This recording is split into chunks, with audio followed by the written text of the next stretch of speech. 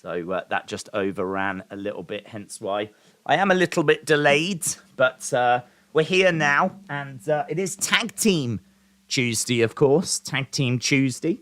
So we've got 2 tag title matches coming up tonight. We know that we've got the men in action, Pretty Deadly. They're going to be in action, taking on Enofe and Blades. We've also got the women in action. So we got Kayden, what's her name? Kayden Carter, Katana Chance. I still want to call her Casey Catanzaro, but it's Katana Chance. They're going to be taking on Nikkita, Lyons, and Zoey Stark. And for me, the bigger news, who is behind the Red Riding Hood? So we should get an answer there as well. We found out that they're going to reveal who that person is. I'm thinking Isla Dawn is what I'm thinking. But obviously we don't know. But I am looking forward to that because that has been a bit of a mystery for a little while. Who is behind the Red Riding Hood? So I am looking forward to finding that out. I haven't had a look to see what else has been announced, so we can just jump on to do that right now. Let's go over to WWE and see if there is anything else in regards to a preview. And there is like a... Oh, here we go. There is a little preview. It says we've got Schotzi taking on Lash Legend as well. So we've got those 2 matches. We're going to find out about Little Red Riding Hood. And we have got Schotzi taking on Lash Legend. So that's what we've got to look forward to in regards to NXT tonight. In regards to wrestling news today, I can't say that I've seen a great deal of anything. So we can just have a quick little look and see what the headlines are. NXT tag title matches, Raw producer notes, AEW Dart results. Cash Wheeler is ready to win AEW Gold. The Rock reacts to fan votes. I did see that Black Adam got 90% of like fan votes. And The Rock was very, very appreciative of that. WWE changes the time and date for the third quarter financial results. So we don't have those through yet to talk about. Shawn Michaels on his relationship with The Rock. It's not as bad as everyone makes it out to be. That's kind of interesting. That could be interesting. I've never worked with him. His daughter is here. The times that I've seen him, we've always gotten along okay. I don't think it's as bad as everyone makes it out to be. I know that I gave everyone a hard time when I was younger, but when I came back, I made sure I went up to everyone and was at least like sorry.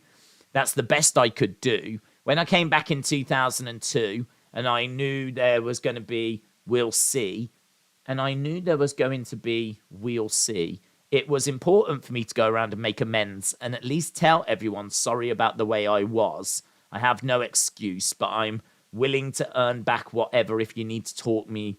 If you never want to talk to me again, then I'm cool with that. That's interesting.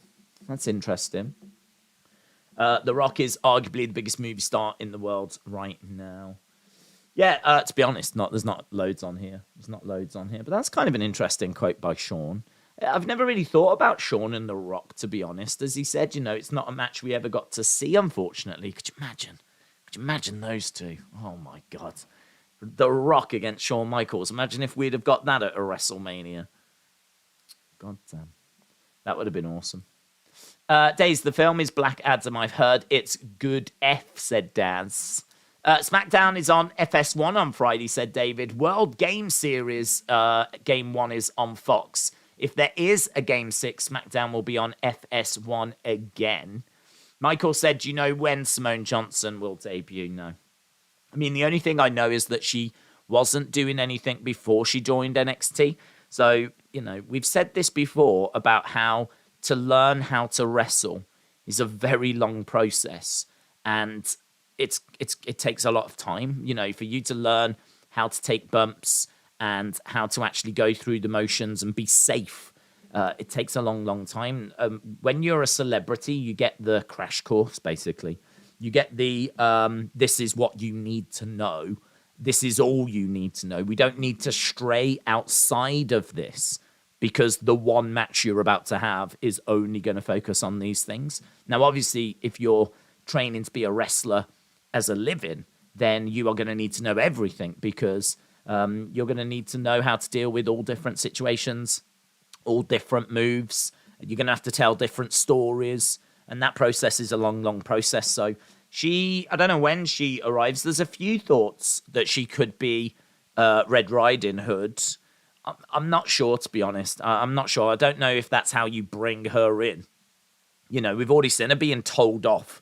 So I don't know if that's how you bring in The Rock's daughter as like this little Red Riding Hood thing. So I wouldn't do that for her personally. But I think Isla Dawn makes sense, because Isla Dawn is quite a dark, mysterious character. She's a bit of like a vampire type character. Although I don't think she's actually a vampire. Let's get that out there. But yeah, she would fit in with that group quite well. And I don't think it was ever announced that she was released. So I think people are under the impression she's still with WWE. So Isla Dawn is where I'm leaning. It's McCade said, do you think Nikki Cross is going to be a heel or a babyface? Do you think she could join Bray? She could join Bray. I don't think she'll join Bray. Because I think if she was going to join Bray, I think she would have been brought in under a mask, or she would have been in a vignette. I don't think they would have just brought her out the way that they have. So I don't think she's going to be with Bray. But I always thought she would have been great with Bray, because if you was going to bring the puppets alive and you wanted to bring Abby alive, then I feel like Nikki Cross would be a great puppet, like coming alive. She's on the smaller side. She's got long dark hair. She's fairly pale. We know that when she was in Sanity, she was quite psychotic. So she ticks a lot of boxes if you wanted to bring Abby the Witch to life. And, you know, even if you don't want to bring Abby the Witch to life, you can always use Nikki, because everyone remembers her in Sanity. I had a few people that watched. A big thank you, by the way, to everyone that watched the Raw review. I'm still on the fence as to whether it worked that way or not. It had benefits, and it had pros and it had cons. The pros of doing the reviews that way are that I've got more time to load the pictures up again, because if it's all rushed, you don't get the images. And I think that's a real shame to not have the images there. So it gave me more time to do the images. And also, I think I'm a bit torn as to whether people like it like around half an hour rather than it being around an hour. I'm a bit torn as to what people want to actually watch. When you look at the analytics, no one ever watches an hour of a YouTube video. They always, like, you know, jump out after 20 minutes or something. So that sort of says to me that halving the length of it down to half an hour is probably a good thing to do as well. So I think those were the pros. But the cons are it's not live, which means you guys aren't in the chat chatting with each other, which I think really sucks. And I think also, like, that doesn't mean we get, like, the questions at the end and all of that, which I think is a shame. But we do that here, in all fairness, you know?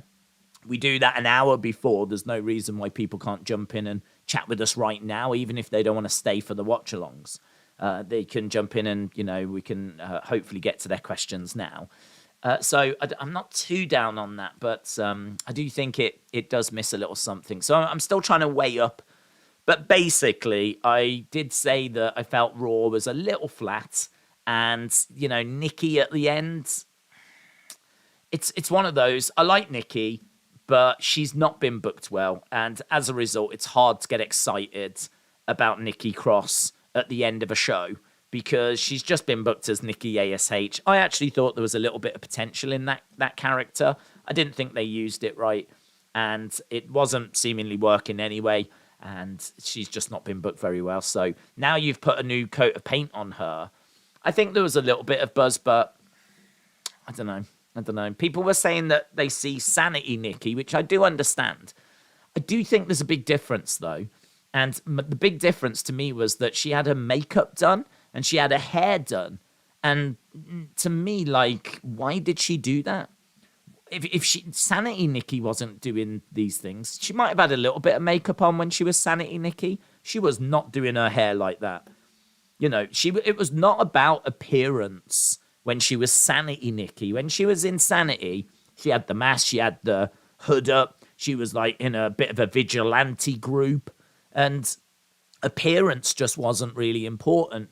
Now, I mean, the picture that we got at the end of the show of her with her hair all big and properly done, makeup, powder, mascara, like her full face was made up as well. It actually made her look even more psychotic. There's something really dark about a woman taking her time to do her hair, do her makeup, make herself look like $1 million, make herself look fantastic, and then go out there and just be psychotic. Just go out. Ugh. Do you know what I mean? Like, imagine spending all that time. It's really cold in a way. Like, she spent time doing her hair, doing her makeup. There must have been thought that's gone into that to then go out and literally destroy everyone. So I sort of understand why people keep saying sanity Nikki. But I do think there's a difference here, because this feels even more, dare I say, unhinged. This one feels even more out there than Sanity. Sanity Nikki, you got what you saw. What you saw was a woman that was in a vigilante group who dressed like she was in a vigilante group and, was, I don't know if I could say psychotic, but she was, all about violence and all that kind of stuff. This one feels a bit more psychotic. This one feels a little bit more, maybe it's just Sanity Nikki evolved. Maybe it's just an evolution of Sanity Nikki, but it does feel a little different to me than Sanity Nikki. And I'm interested to see where it goes. I'm interested to see her promos. I'm interested to see if she's on her own. I don't think she's going to be joining Bray. So I am interested in it. And it got some nice reaction on social media. But I think looking at social media, people had worked themselves into a bit of a Sasha and Naomi are coming back by the looks of it. And so then when it wasn't Sasha and Naomi and it was Nikki Cross, then I think they were a bit disappointed. So I think there was... It was funny because I saw loads of people going, if anyone complains about Nikki Cross, I'm gonna go mental. You all wanted these people to be treated better. They're treating them better, and now you're still not happy. So I saw plenty of that. But then I saw plenty of, we ask for Sasha and Naomi, and what we get is this. And then a picture of crazed Nikki Cross. So I saw plenty of people that were feeling a bit let down by it. I saw plenty of people, though, that were like, I'm here for giving this a go. So it seemed to, as most things in wrestling, seem to divide opinion. I mean, for me personally, I'm really pleased that we're doing something good with Nikki Cross. I just felt that you probably needed something else on Raw. I just think that with Bray on SmackDown now, Raw just feels like it really is behind now. You kind of watch the show and it's fine. You can get through it. It's not a chore to be watching it, but it's just not got the intrigue of SmackDown. It's just not got the intrigue of SmackDown. SmackDown with the brace. I mean, we need to know what's happening next with the Bloodline. And, Roman's got both the belts, and we need to know what's going to happen with Jay, and we need to know what's happening with Sammy. And then you've got the whole Bray Wyatt stuff on top as well. And then you've got, the awesome brawls that the Brawling Brutes and Imperium have been having. So you look at that, and then you've got Liv, who, is a massively popular star and is extreme now and unhinged. It just doesn't feel like Raw has got as much going for it. I like Dominic and Rhea. I think that's pretty good. And I'm down for seeing Bayley and Bianca, but I think Damage Control just feel a little bit flawed, don't feel as great at the moment. Just they feel like they've got something missing. Ali getting an opportunity is nice. I don't know that he's going to win the title, though. I think he's getting a shot, and where he goes after that, I really don't know. I feel like we've took a bit of a step backwards with Riddle. I think we've took a step backwards with Elias. We've just gone back to his old gimmick, for example. So, yeah. There's a lot going on Raw, in all fairness, but it does feel like a step behind, at least one or two steps behind SmackDown at the moment. And I do get asked that quite a bit. I get asked, what show do you prefer? And my answer has been, I like them both because they're both booked by Triple H. and they both feel like they've got good stuff going on. But now that Bray has settled and found a home on Friday nights, I think SmackDown's the better show. I think SmackDown is the more intriguing show. I think it's the more entertaining show. So all eyes turn to SmackDown. But obviously we've got NXT tonight, AEW tomorrow. And don't forget on Saturday, pop, pop, pop, Jake Paul. Jake Paul taking on Anderson the Spider Silva, my favorite MMA fighter. The person that really got me into UFC, Anderson Silva. Him and Brock really were the two. But really cannot wait for that. I'm also a bit worried that Anderson Silva might lose and turn into a meme when he is such a fantastic fighter. But I don't know, equally, he could be the one that finally derails the Jake Paul hype train. So massive, massive fight this weekend. Very much looking forward to that. So plenty of streams on the way. Let's go over to Mitchell.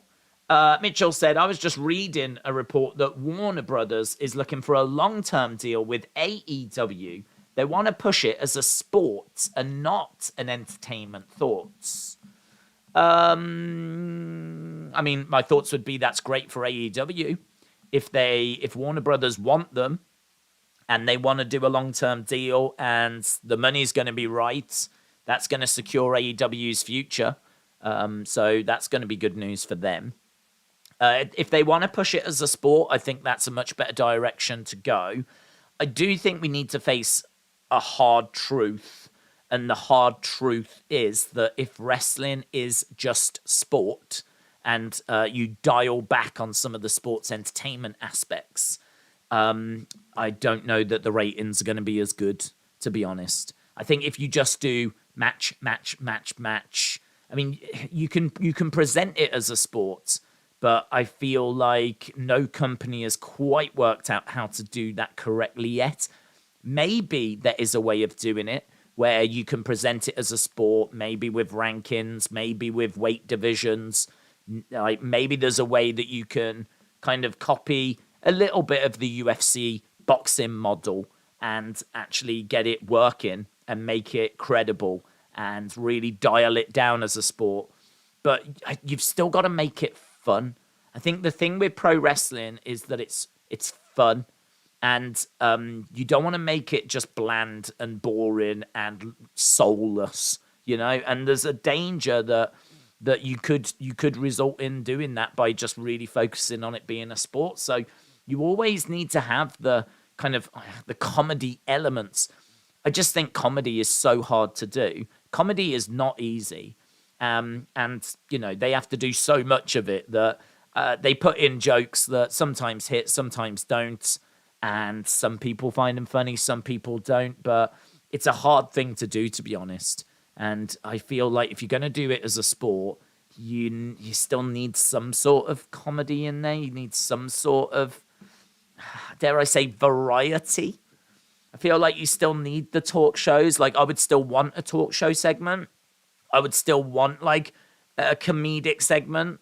I would still want things like that. So if it was just going to be match, it just might come across as a bit soulless, a bit lifeless, a bit, you know, lacking of fun. So I feel if I was to make my own company, I would definitely want to make it very sports orientated. I'm a big believer in it being two people battling to prove they are the best. And it's about trying to find who the best is. And I think sometimes we get way too much outside interference. I think that we can have too much silliness at times. You know, I mean, there can be some fun stuff in there as well. But I think sometimes wrestling can just really go too silly sometimes. I mean, Halloween Havoc, for example, look at some of the segments there. I did not see much praise, right? I saw mixed reactions to Halloween Havoc. But what I saw pretty much unanimous agreement on was that, like, the haunted house segment and some of the segments themselves dotted throughout were just silly. They were just silly. Like, they seemed to be catered for a very young demographic. It's kind of like a show that I feel like 8-year-olds, 10-year-olds would really enjoy. But if you're a bit older than that, like, you know, in your 30s, 40s, you're probably going to be rolling your eyes at those segments. So yeah, for me, like it's always constantly finding that balance, isn't it?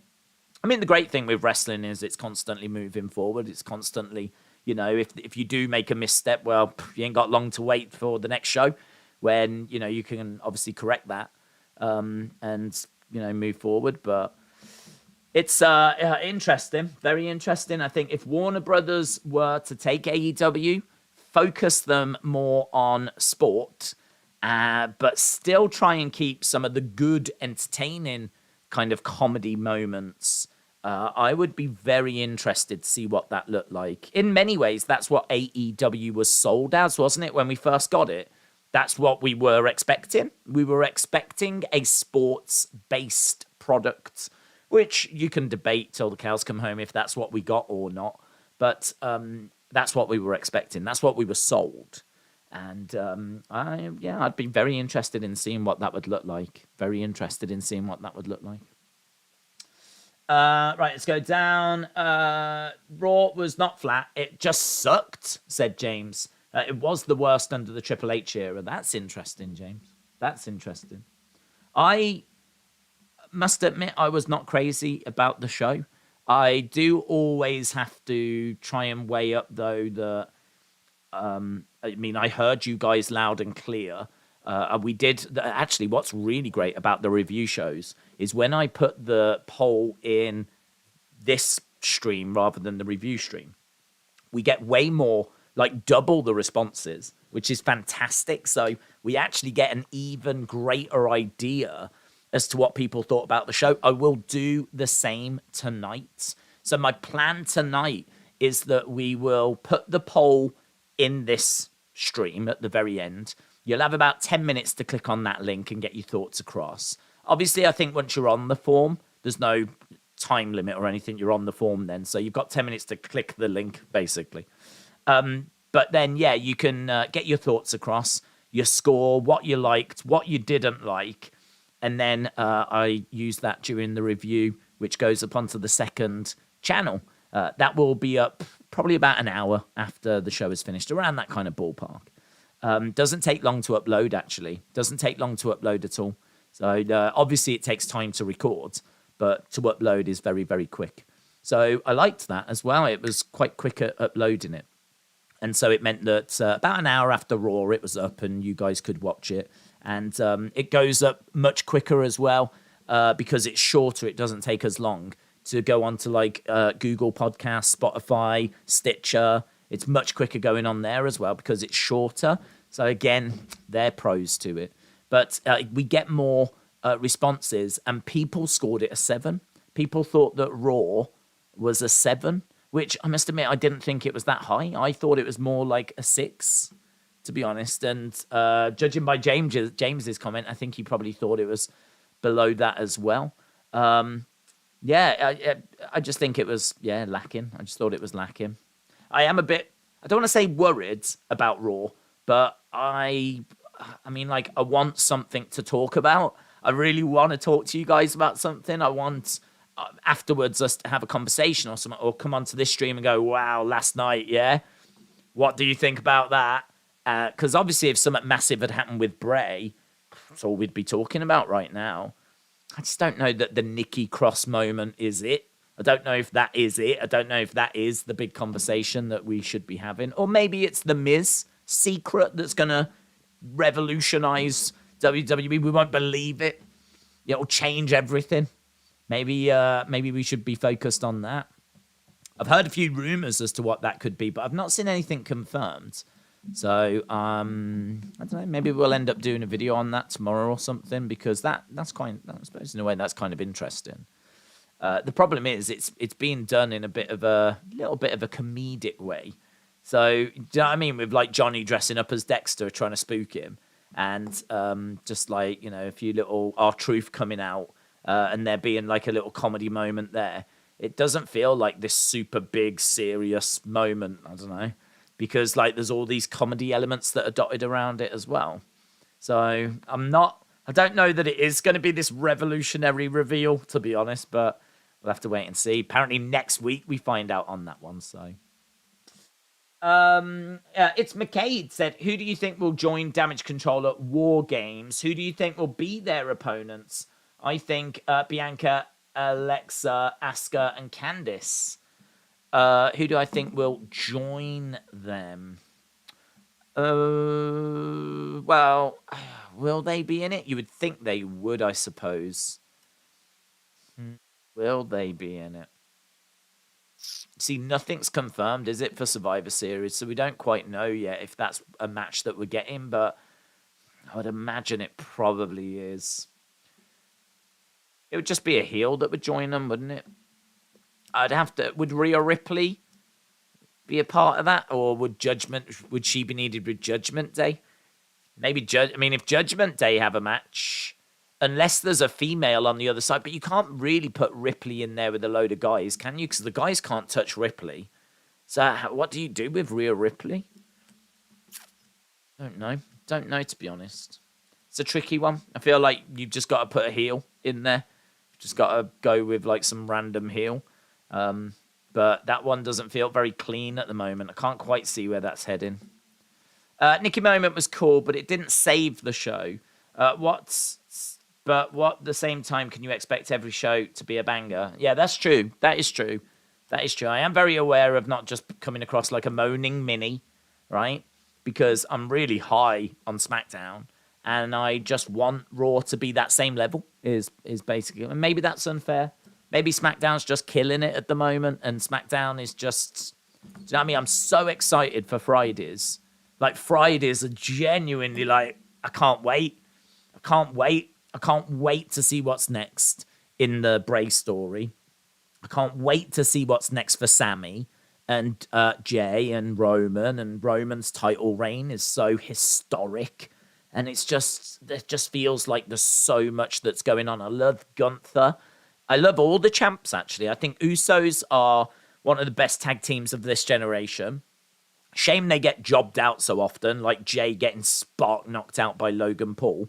But I do think the Usos are one of the best tag teams of this generation. I think Gunther is one of my favorite wrestlers of this generation. Obviously, everyone knows how much we loved him on this channel when he was Volta down in NXT and NXT UK. So loved him, followed him since he joined WWE, and big fan. So still am. So, big fan. Love Ronda. You watched her in UFC. I know people aren't crazy about her, and I understand she's got her limitations in WWE. But you can't argue. She is legit. I feel like every champion on SmackDown is legit. Roman is legit. Usos are legit. Gunther is legit. Ronda is legit. Like, they're all legit. They're all so legit. Love all the champions. Love some of the stories that we're telling. I think Rey Mysterio being on his own as well is brilliant. That's brilliant. I mean, I feel like we've just got a brand new superstar because Rey has just been, awful for about 2 years with Dominic. And now he's back being on his own again. Now it's Rey Mysterio just out on his own, which is awesome. I feel like I've got Rey Mysterio back. So I'm just loving Fridays. So it could be that. It could be that Fridays are just so good that it's not fair to compare and expect Raw to get to that level. But yeah, we'll see. We'll see if they can pull the nose up of the plane that's took a little dip of Raw. Mitchell, shout out to you. Mitchell said, do you think people like Gargano are having issues connecting with the main roster audience because they're used to NXT crowds? They're definitely different audiences. How can Triple H fix that? I don't think Gargano's got a problem, to be honest. He's literally only just arrived. So he's not really even had much of a feud to get his teeth into. I don't even think... Has he even had a pay-per-view match yet? I don't think he has. So I don't think there's anything that needs to be worried about in regards to Johnny Gargano. I think if we're still sat here in, a few months and it's still really flat, and then, we could have a conversation. But to be honest, I think what you do with Johnny is you bring him in, you do a few stories with him. I think people forget and underestimate how hard it is going from NXT to the main roster. I've made this point before with Tommaso Ciampa. Tommaso Ciampa was a big deal down in NXT, but the thing with NXT is you perform in a few hundred people, right? You're performing in front of a few hundred people. You're in the same building all the time, so you know the venue inside and out. You're not traveling around the country. You're sleeping in your own bed every night. You're doing one show and then some house shows. And honestly, I've been to an NXT house show. There's about 200 people there. It blows my mind that you can go to Florida and go to an NXT house show and be in a gymnasium, an actual gymnasium with about 200 people, and you can watch some of the biggest stars of the future. You could watch Carmelo Hayes. You can watch Bron Breakker. You can watch Zoey Stark in a room of 200 people in a random gymnasium in Tampa, right? If you ever go to Florida, you have to go to an NXT house show because it's just mind-blowing. I've told the story. I was in a gymnasium in Tampa in 2018 watching the likes of Io and Dakota and Shayna Baszler and the Viking Raiders and Keith Lee and Kyle O'Reilly and Bobby Fish. Like, these were the names that I was seeing when I went to a house show in Tampa in Florida. It blows my mind that is something that you can do in this world. And the tickets were like dirt cheap as well. So yeah, I would definitely urge people to do that if they go to Florida. It's amazing, amazing experience. And I think that to go from that to the main roster, where you're in front of thousands in an arena and you are doing house shows on, maybe a Saturday and a Sunday and then a Monday. Because I think they work like, is it Saturday, Sunday, Monday, and then have like Tuesday, Wednesday off? I think they might have Tuesday, Wednesday, or Tuesday, Wednesday, Thursday. I know it's like middle of the week they tend to have off now. I think it really depends at like what roster you're on, to be honest. But yeah, they tend to get like 2-3 days off in the middle of the week, but they work weekends. And so that's very different, very, very different. You're in hotel rooms, you're traveling around the country, you're playing in front of 10 times, if not more, the amount of people that you were playing to in NXT. So I feel like getting kind of integrated into the locker room, kind of forming relationships with different wrestlers, finding your feet and getting settled. Like, you're not going to do that from day one. It's not a case of coming in and boom, here you are, right? Let's go. Let's start going towards the main title. You need a period of settling in, and that's why I've got no problem with Tommaso Ciampa being with Miz. No problem with it whatsoever, because what a great road buddy. What a great person, a veteran, to help you, not only when you're out there, but behind the scenes. Miz is going to want his segments to shine, yeah? Miz doesn't want to have bad segments. So he is going to be working with Tommaso to make Tommaso look good so that he looks good as well, and that they can tell whatever story they've been asked to tell. So I think Tommaso and Miz being together is great. It's going to be a great help to Tommaso. And ultimately, Tommaso will turn on him or something will happen. And then Tommaso is out on his own. But he'll have a good few months of being with The Miz. And obviously, it's just unfortunate he's picked up an injury. But, and who knows, when he comes back, maybe they'll feel that his couple of months he's already done his it. And now he can go off on his own. But I feel like we're in the same place with Johnny. Johnny has not been around that long. And, he's obviously knows a load of people backstage. He knows Tommaso, he knows Theory. There's been plenty of main roster stars that have come down to NXT. He'll know Bianca and the Street Profits, and, acclimatizing will be relatively comfortable for him. But he's still got to go through a process. And I think that letting him have his first matches, getting him onto pay-per-view, things along those lines, let him find his feet. Once he's found his feet, once he's found his groove, once he's had a few matches, once he's comfortable and he's got into a routine, that'll take him a couple of months. It just will. It'll take him a couple of months. And then, you're up and running then, really. Up and running, and then you can start doing some stuff with him. So I really wouldn't worry about Johnny at this stage. I think at this moment, it's just let's get him settled and let's give him a few things to do. Let's give him some promo time. Let's give him some, things to do out in the arena. And to be honest, he's killing it. I think he's doing a great job. His matches, he's not botching anything. We're not laughing at him. His matches are fine, good. Certainly not below the standard that we're seeing. Promos backstage. I mean, you got to remember, this is all, he could be tripping over his words, and we're not seeing any of that. He's coming out with some nice little lines and whatever. But is he involved in a red hot story right now? No. He's not involved in anything red hot. He's in this story with The Miz, which is intriguing as to what this secret is. So that's definitely intriguing. But, bigger things are to come for Johnny. I was saying, Johnny's music is awesome. When Johnny comes out, his music is great. And I think we really are going to get somewhere with him in the future. But we just need the timing to be right as well. Some of it is getting him settled, but some of it is also when is the right time, because when Cody comes back, we're going to be moving on Cody. You've got to think that Bray is going to be having some big stories for obviously when he gets going. And it's just going to be a case of really in the short term, what's left for Johnny. We've got to look after that person as a priority, that person as a priority, that person as a priority. I'm afraid Johnny's not a priority right now, but he will become a priority. He's too good. He will become a priority, but he's not there yet. So I don't know. I'm really not worried. I would be sad if he didn't get something for Mania, of course. We've got to get him onto that card. 2 days. I feel like he should get a solo match. He may be in a tag team. Who knows? They might go with DIY. We might have a DIY run for a while.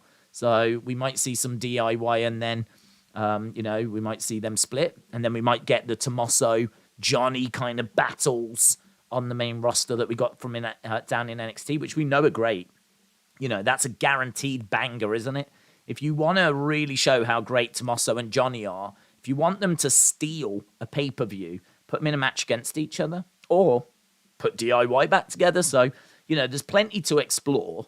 But I think, just let him get settled first. And then, we can explore loads of stuff further down the road. So, great question, Mitchell. I love that. I love that question.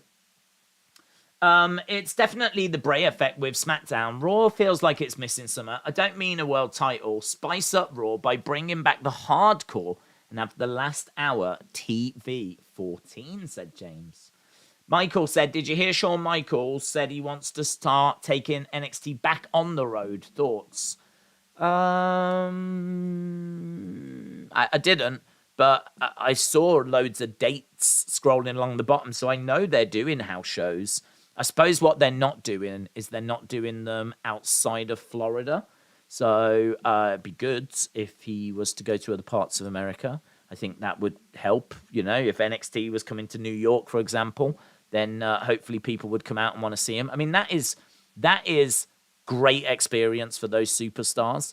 And I mean, there's plenty of names in NXT that people would want to see. Even though I don't feel that NXT is at the level it was when it was black and gold. It feels like it's still got some good names down there. If they were to come to the UK, for example, I would be interested in going to see them. Because I would want to see Thea Hale, right? Love Thea Hale.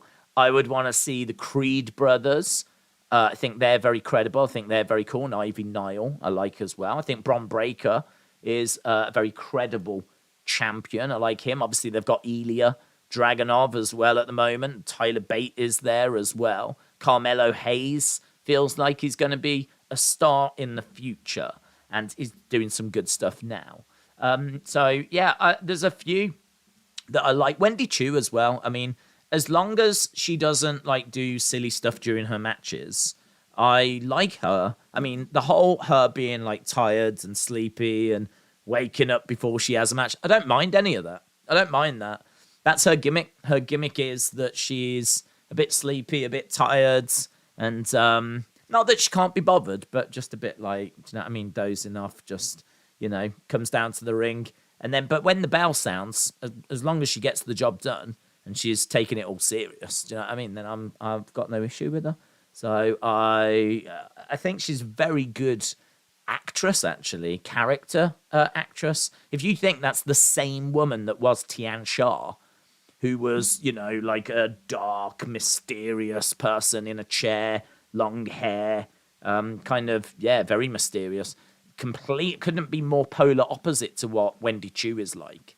So she's shown that she's able to portray lots of different characters. She's got great facial expressions. She really jumps into different roles. You could give her anything, and I really believe she would give it her best to make it work. So she is someone that we might see more gimmicks out of, to be honest. We might see more gimmicks out of Wendy, because I think that the temptation would be there to give her other things as well, because she can do them. I think she can do them. She can pull them off. She's really, really talented. So I like her. I do like her. It does come with a little asterisk, because I am a little bit worried at times that her matches are going to descend into just farce. But I've watched quite a few of them, and they've been very, very good. So I like Wendy Chu. So yeah, if they were to come to the UK, I'd be interested. And I think they get some great ratings as well at the moment. 700,000 not that long ago. I think it was 600 last week, but obviously they had AEW to go up against, and I think they had something else, NBA maybe, the start of the NBA season. So they had plenty of competition last week, but they did well. Dane said, I would low-key like to see a feud between Chase U and Alpha Academy. Daz said, hello Daz, hope you are well. Harif said, Wendy was Tian Sha. I didn't know that. Yes. Raheem said, will we get our first reveal of a Wyatt 6 member? I don't know that we get our first reveal. I think what we may get is I think we'll get more images of the person in the owl mask. We had one that was just a headshot. Then we've got another now of them at the top of the stairs down to what seemingly was a basement of some kind. I think we'll get another image of them.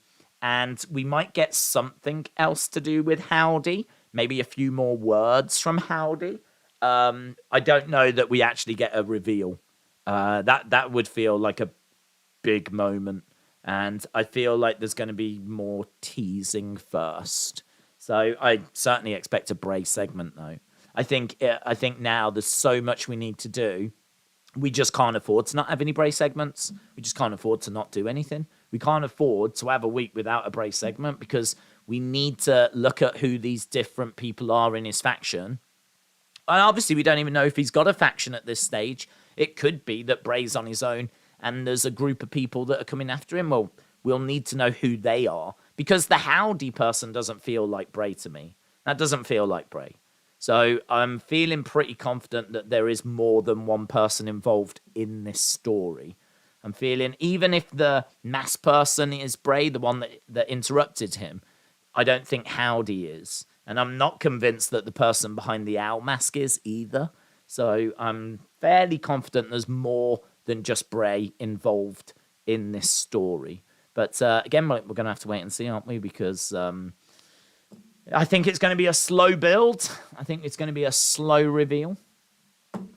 Where do I get tickets for WWE in Buffalo? On the website, I believe. I think there is part of the WWE website that focuses on tickets. If you know the venue that it's going to be at, then you can get tickets from the venue as well. I've got to say, I don't like Wendy's gimmick. It's weird, said Harif. That's fair. Michael said, WWE should bring back Billie Kay, Peyton Royce. Peyton is pregnant, but they could do with Billie's resume again. Also, they need more women's tag teams. Yep. I've been asked before who I'd bring back, and I said I would bring back Iconics. I love Iconics. I care more about Billie than I do Peyton, if I'm being brutally honest. I just think Billie's one of the most entertaining women I've ever seen in WWE. I cannot fathom why they got rid of her.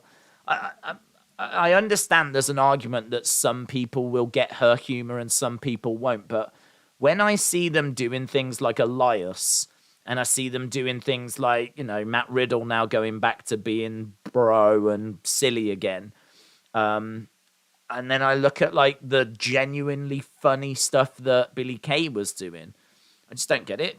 I really don't get it. I don't get how what she was doing is deemed not good enough, but some of the stuff we're doing is, it's in my eyes, well below. Like, I found her stuff genuinely funny, and there's tons that happens on WWE that's meant to be funny, which just doesn't hit the mark for me. So I really miss her. I thought she was brilliant. She would have been one of the first names I would have reached out to if I was Triple H, because we just spoke about if AEW is going to be more sports orientated. I personally would miss the comedy stuff. And I think that she was fantastic at the comedy stuff. I thought she was genuinely funny. And I never saw really anyone complain about her, to be honest. The truth is, I think Kevin Dunn didn't like her. I think it's as simple as that. I think Kevin Dunn didn't like her. And the rumors were it was Kevin Dunn that got her to lose her job.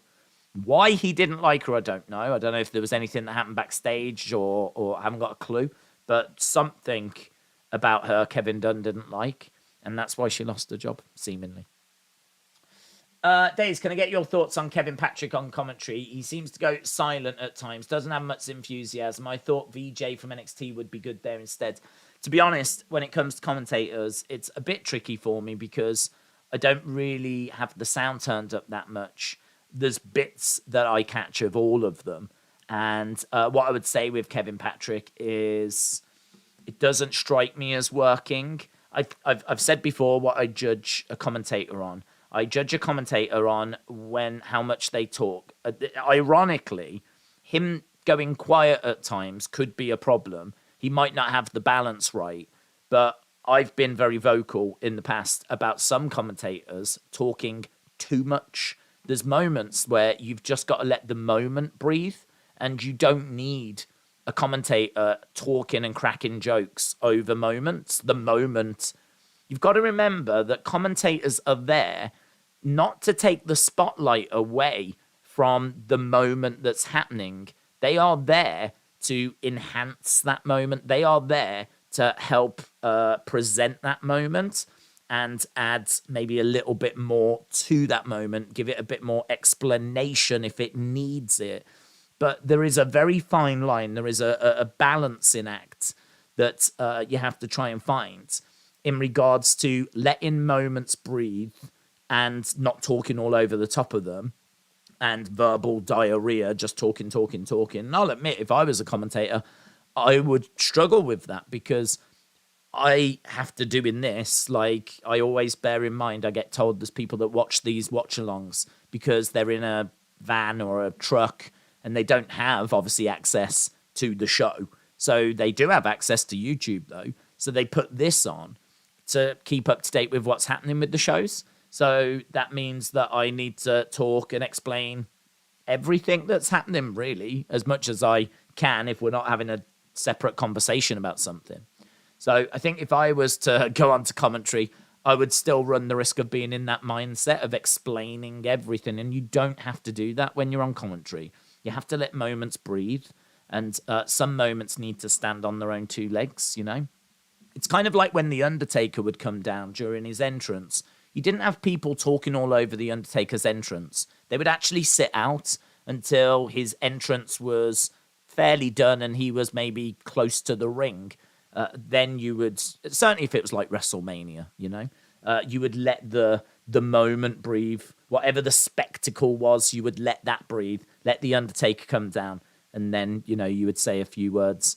But obviously, if it's during a match and he's just going to, as the lead commentator, just sit out, that's a problem. And he's probably not got that balance quite right. But I can't sit here and give examples because, as I said, I normally have the sound turned down. The only other thing I would say is that the tone of his voice doesn't seem to lend itself very well to commentary as well. And certainly when he's enthused, I always think that a good commentator, you should be able to hear them clean and crisp when they're enthused, because there's so much that happens that you've got to get enthused about. If they get enthused and they just start sounding like an 8-year-old and squealing and squeaking and, you know, maybe it's not as clear, like that's a problem. That's a problem. And I think when he gets enthused, I don't know how crisp and clear it is.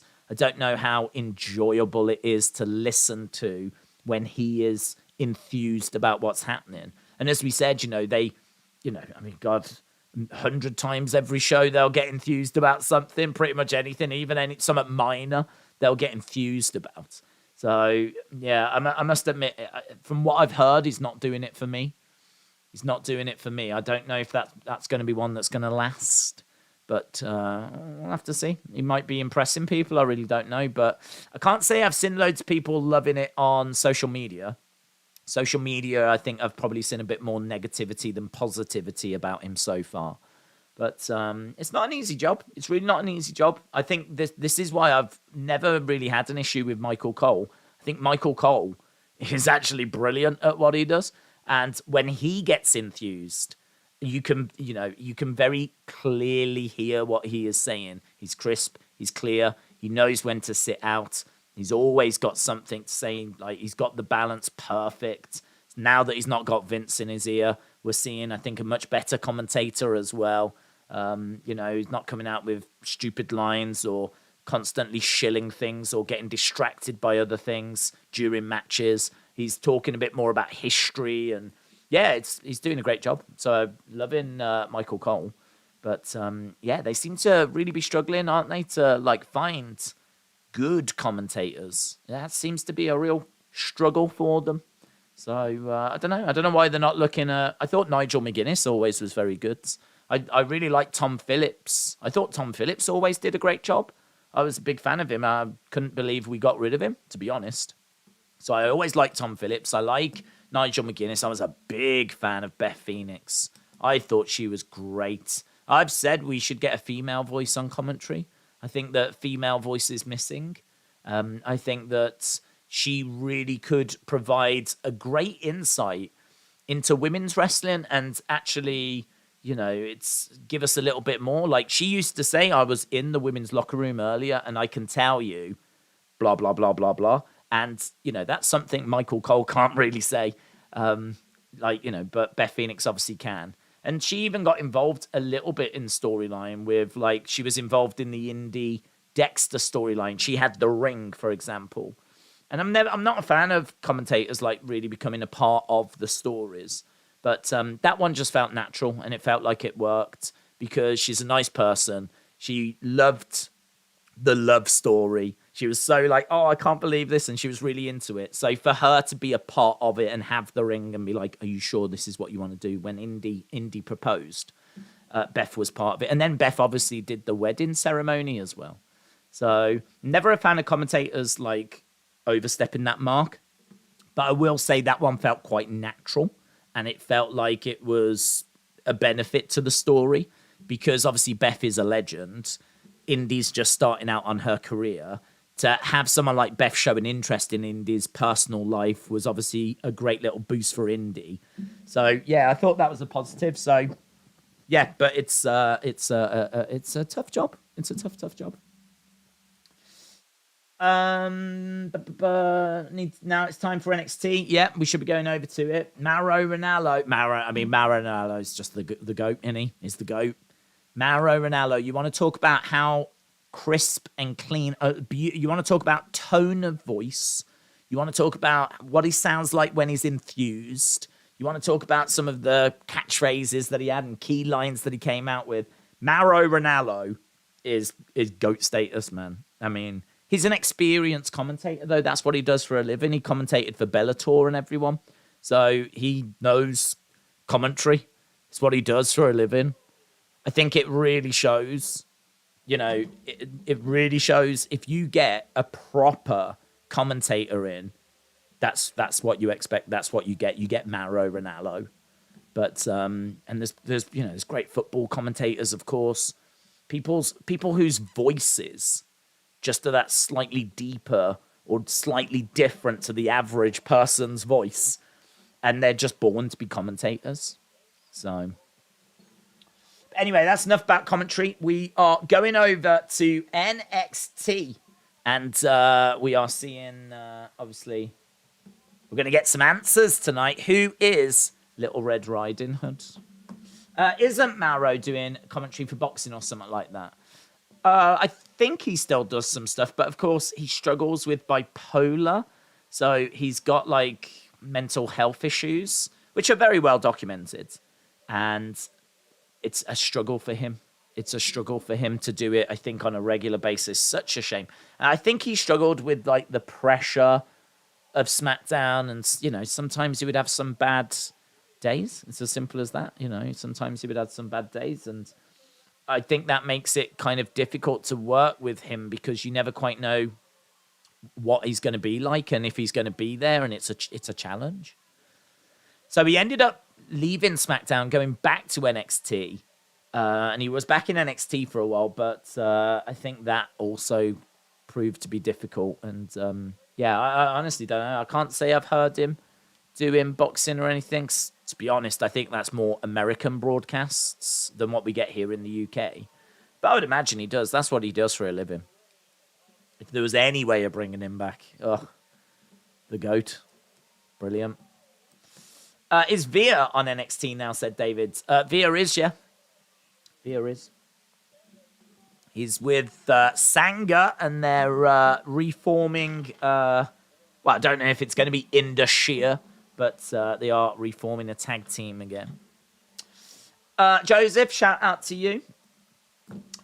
Nick said, your Uncle Howdy, don't lie. Hell do. Joseph said, not been talking on a few personal problems. Now I thought we'll be on the SmackDown one. Joseph, shout out to you, buds. Shout out to you. Trini with the boobs said, the only thing with Mauro is coming back to WWE might be good for us, but not his mental health. Yes, but Trini, it would be good for us. That's all that matters. Yeah. His peace of mind is what matters. No. You're wrong again, just like the continent thing. So I'd only like to see him back if he's happy. Yeah, I mean, for me, you're just way too nice. That's what this boils down to. For me, I'm very selfish. I just want the best commentary teams possible, and that would involve Mauro Ranallo. It's as simple as that. Yeah, he needs to sort himself out, have a word with himself, get back to commentary. Right, we've got competitors already in the ring. So Nikkita, Lyons, and Zoey Starks going to be taking on Katana, Chance, and Kayden Carter. Chance and Carter. So no one's Starks and Lyons. No entrance. I do like no entrances, you know. I like no entrances.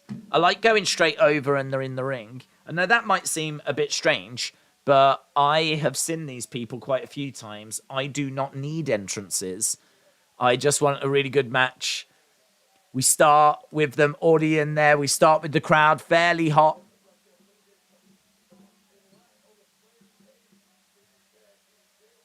Okay, so already out there and already underway.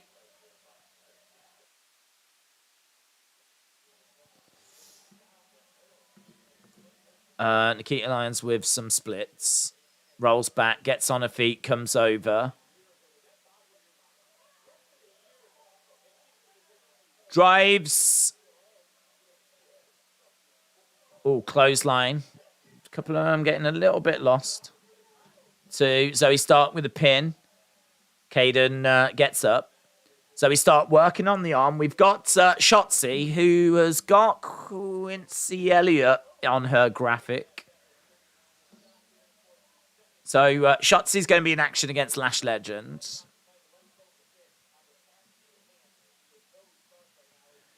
Kick by Zoey Stark. Oh, nice. Good work there by Kayden Carter. Kayden Carter working on the arm. Zoey Stark in a bit of trouble. Tag. In comes Katana Chance. Katana Chance trips over. Nice drop kick to the side of the head. Katana Chance crashes down. I've seen them do that move before. They've got good chemistry together, these two women. They've been together for a long time, and it's good that NXT is producing actual women's tag teams. You know, like JC Jane and Gigi Dolan, they're a proper tag team. These two are a proper tag team. Against the ropes. Head scissors. Zoey Stark flips over. Good work by Zoey Stark. Lands on her feet. Drop kick. Kick to the midsection. Daze, can you be my father, said Nick. Sure. I think that's pretty straightforward, being a dad, isn't it? Can't imagine it's hard. We could go and play softball or something. That would be nice. Nice shoulder tackle by Nikkita Lyons. Nikkita Lyons is in ring. She grabs Chance. Strike by Lyons. One. Just a one. Daze, can me and you get good chemistry, said Just Nick. Sure. Absolutely. I think I have good chemistry with everyone. I've never met anyone I've had bad chemistry with. Trini, Daze isn't old enough to be your father. That's true. That's true as well, Trini.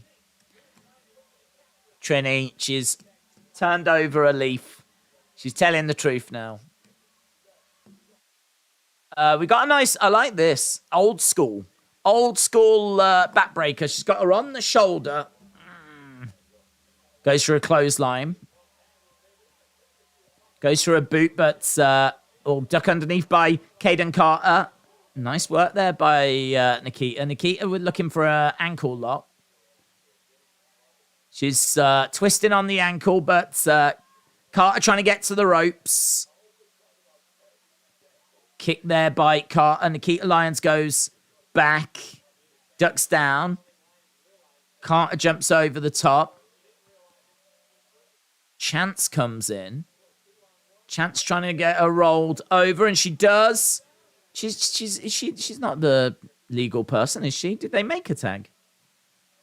Well, they've made a tag now.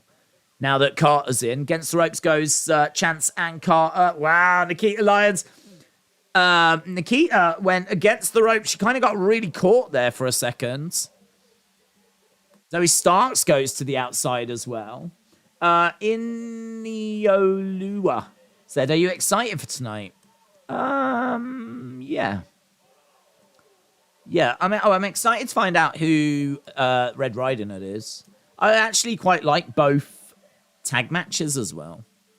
I don't mind Carter and Chance. I think, as I said, they're a proper tag team. I'm not a big fan of Nikkita Lyons, but actually in this match, she's looking quite good. And Zoey Stark I really like, so I'm not down on this at all. And I'm not down on Pretty Deadly. I think they're a pretty good tag team. Enofe and Blade I've not seen much of, but I like what I've seen. So, yeah, both tag title matches I'm into. Finding out who Red Riding Hood is, I'm into that. Seeing Schotzi again, that'll be good, but it is against Lash Legend, and I'm really not sure about her. But we'll see. We'll see. So, yeah, I'm down for this. I don't like commentary not getting hyped or loud when someone hits a big move, said Jaden. Basketball Pro said, Logan Paul versus Roman Reigns. Who wins the Undisputed? I think Logan Paul wins, says Basketball Pro. I think it'll be Roman Reigns. Hawkins said, a lot of Chase U shirts in the crowd makes you think it's home field advantage for them. I hope we see Thea Hale. I love her. I love Thea Hale. If there's a God, if there is a God, then we will see Thea Hale. So I hope we see her. I know they were talking about getting her another match against that Kiana James. Hopefully that happens. Love Thea Hale. Shout out. If you are watching Thea Hale, shout out to you. I found out you're only 19, but you're still doing a great job. Right, we are at commercial break if you are interested. If you are just joining us, then NXT, couple of championship matches underway for NXT. Very exciting. And as we said, we should find out who Red Riding Hood is. We should get an answer on that. I think Isla Dawn. That's who I'm leaning towards. If you think different, feel free to let us know. If you think it's going to be someone else. But I'm thinking Isla Dawn. But, yeah, we are just at commercial break at the moment. No, I haven't even sent out a tweet to let people know that we're live. So I'm going to do that now. I don't know if we've got Roxanne Perez on the show and Cora Jade. I would imagine so. They both tend to be two of the biggest stars, don't they, in NXT? So I would imagine they'll be on it. WWE NXT.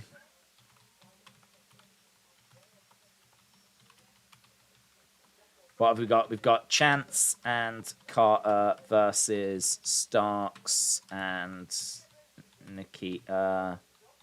Lyons. We've got Pretty Deadly versus Enofe and Blades.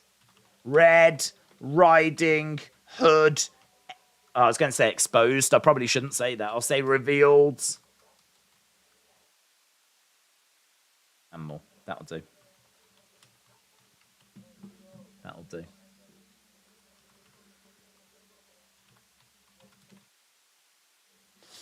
Right, we're about to go back to the action.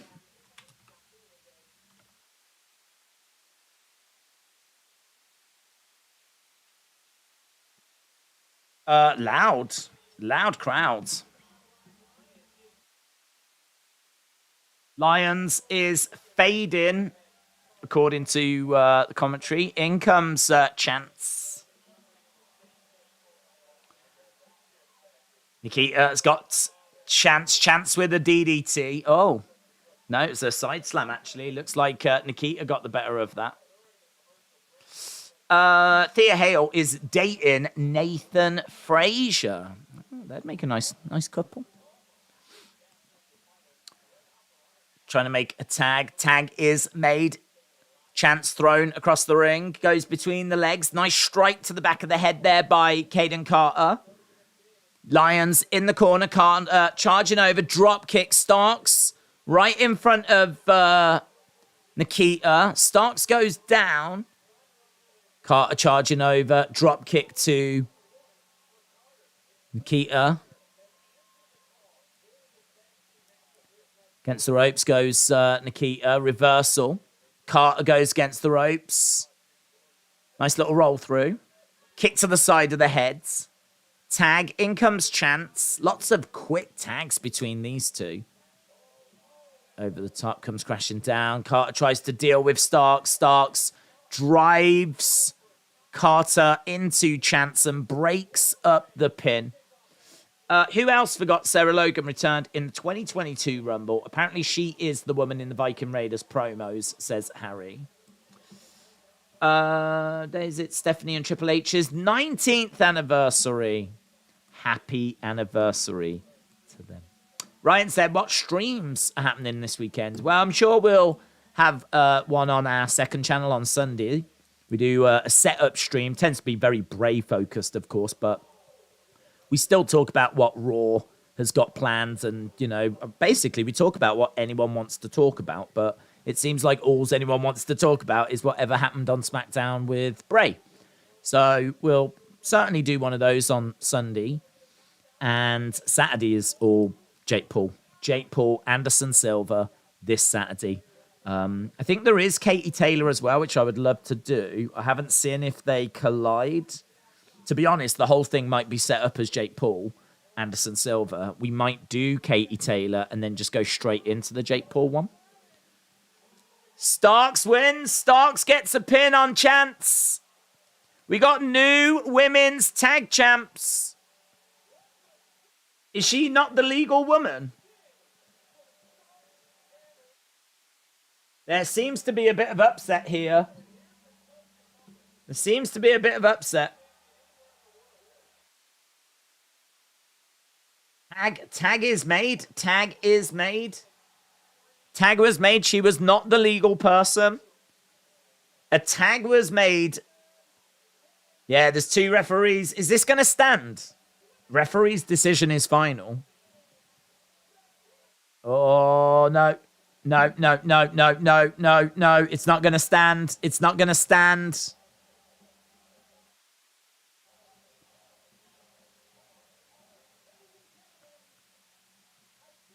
Just been informed.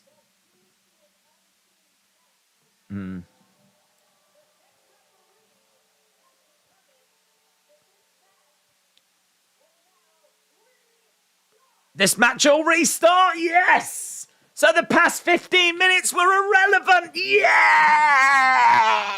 Irrelevant!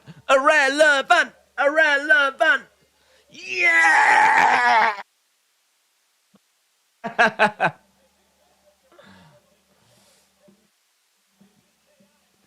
Right, we're still underway.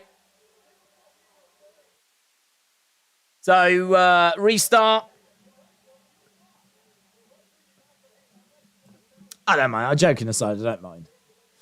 Oh, hang on. Match will restart. Irrelevant. This match has been pretty fun in all fairness, so I really don't mind, but it's just pretty funny, isn't it? Right, we've got Champs up looking for a Spanish fly with Starks. Crowd are on their feet, man. Crowd are enjoying it too. Oh, kick out by Starks. I don't know which way this is going, you know. Was it 3? Was it 2? Chance can't believe it. Starks is in pain. Yeah, good match. Good match. Love the selling. Love the emotion. Love the drama. Going over, grabbing Starks. See, this is the sort of match we never got at Halloween Havoc. This is the sort of match we needed. Proper, cut out the nonsense. Just have a proper match. Crowd on their feet, making tons of noise. Nikkita comes over, smashes into Chance. Big kick by Nikkita. She does that so well. Hate that split finish. 1, 2. Drop kick by Chance. Starks comes in. Head scissors. Starks goes flying to the outside. It leaves Lyons and Carter in the ring. Nikkita Lyons has got Carter. Carter lands back on her feet. Kick to the back there. Kick to the side of the head. Nikkita Lyons in trouble. Chance is up top. Chance. Oh, comes crashing down. 1, 2, 3. Wow. Chance and Carter retain. Good match. Good match.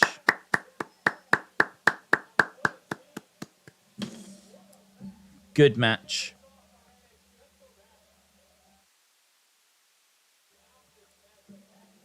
Really good. The midgets retain. Predictable. Champs retain.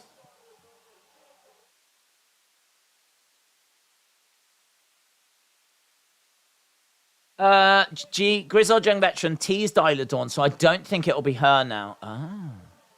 Is she still dating Ricochet? No. No. That was a damn good match, said Tritium Cascade. Good match, said David. At some point, Roman has to lose the undisputed Universal title. Yes. Hayden said, Kayden, Carter and Chance retain. Awesome match. What a way to start the show. Bravo. James said it was total BS. This is why NXT will suck. What's your issue with it? What's your issue with it, James? I'd be interested to know. Because I'm always down for criticising. But I actually really enjoyed that. I thought it had a lovely energy to it. Rest with Andy said, I love a good Phantom title win. Yeah. We're champions! We're champions! Oh. Here's a little look back at Halloween Havoc. My babes win, said Justin. She is dating someone in the Performance Center, but I don't know his name, said Michael. Mitchell said 3.5, very solid match. Jaden said it's supposed to make us mad. It's a great match.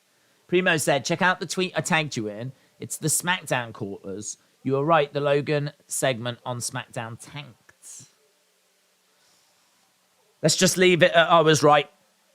But to be honest, I never saw the quarters. I only looked at the hours. And 2.2 for hour 1 and 2 for hour 2 suggests that it certainly, if nothing else, took a dip and didn't recover for the main event. So, shout out to you, Primo. Great match, but the wrong team won. Just Nick said it was a good match that didn't have to do the dodgy finish halfway through. BBB Ipsy said, Daze, do you think comes for Ronda's Open challenge? My prediction is Lacey Evans. Oh, yeah, forgot about her. Or Carmella. Yeah.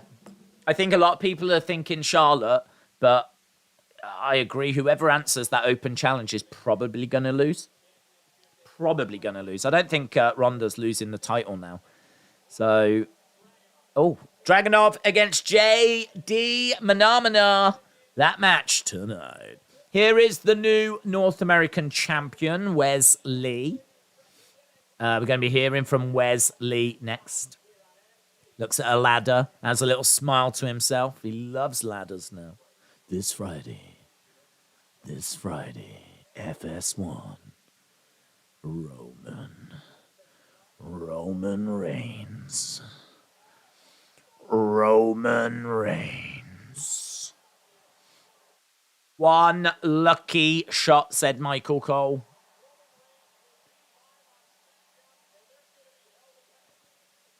Plus.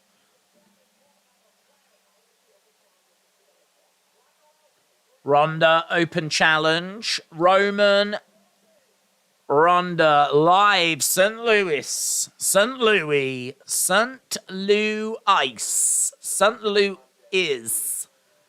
That's where we are. On Friday. FS1. Harris said, I think Becky is going to answer the Open Challenge. Dragunov should join Gunther and Imperium, said Hawkins. Coach Co said ancient Egyptians would use the paste from dead mice to cure toothache. I think Roxanne and Carmelo will dethrone Mandy and Braun, said James. Harry said, acknowledge your tribal chief. Jaden said, what if Shayna answers the Open Challenge? That would be sick. What if she answers it and then Ronda declines and's like, I'm not doing this, and walks away? Because I don't think you can do that match on FS1. Shayna against Ronda. That would be sick, man. That would be sick. Jaden. Oh, that would be sick. Mitchell said, Sammy and Jay are not going to be happy. Dad's coming back. Are you going to do another toy hunt before the end of the year? I do want to. Yes. That's my answer. Yes. To sum up quarters, 2.2, 2.4, 2.2, 2.3, 2.3. The women's tag match lost 300,000. Going to 2. Did recover Ray Ludwig at 2 and Logan at 2. Tegan Knox. Miss Clown, shout out to you. It's McCade said, I think the Little Miss Riding Hood could be Zaya Brookside, Isla Dawn, Blair Davenport, or Tegan Knox. I mean, I'm really excited to find out who it is. I haven't got high expectations for it. I mean, my expectations are it's Isla Dawn. I mean, it's not that high, is it? Do you know what I mean? I'm not sitting here thinking it's flipping Manami Toyota. So I don't think I'll be disappointed. I'll be a bit confused if it's Blair Davenport, because Blair Davenport doesn't strike me as the kind of woman that you can tell off. So I'd be a bit weird. Be a bit strange if it's that. I'd be completely bemused if it was Miko Satomura. It can't be her. Blair Davenport. I feel like it needs to be a woman that's got self-confidence issues. Because they got told off and they were like, And they were trying to hand out badges and the people wouldn't take them. So it needs to be a woman that's got self-confidence issues. Which is probably every woman, isn't it, eh? In this world we live in with social media pressures, eh? I feel you, women. I feel you. I understand. But I'm thinking Isla Dawn. But as James said, if they teased her, then maybe not. It's going to be Bull Nakano. Oh, God, I love Bull Nakano. If it was Bull Nakano, she'd mess them up. You ain't telling off Bull Nakano. Hello. Oh, is this another Dominik Dijakovic one? There's the fire. He seems to be carrying a mask. The second coming isn't about retribution. What's it about, Dominic? It's about justice.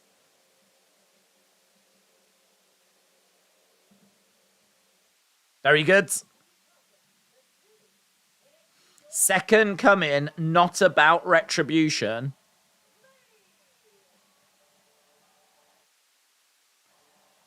It's about justice. I love that. I love that. Wesley needed this. I felt he was a bit directionless.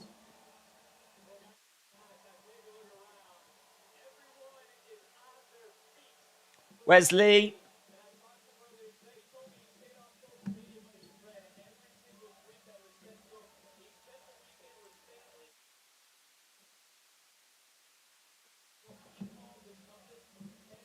Is Carmelo going to challenge him now, do you reckon? It's about proving he's the better Dominic. How's he going to do that? He's never beaten AJ Styles. I have not heard anyone calling Dominik Dijakovic the greatest luchador in the history of the business. Right, here is Wesley then. Deserve it. You deserve it. You deserve it.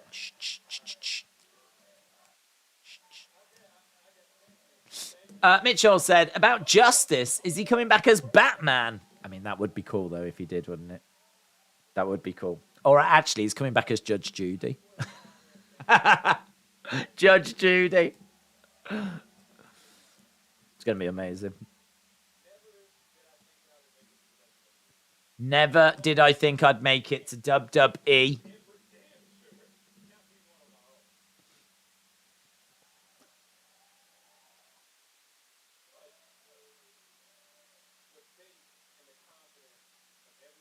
The faith and confidence inspired and motivated me. Emotional little thing, isn't he? Winning this title. Winning this gave me a sense of validation that he's been searching for.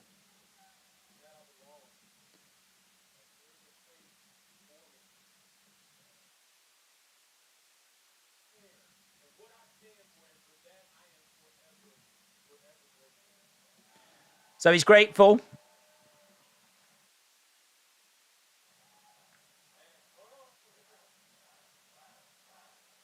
Where's?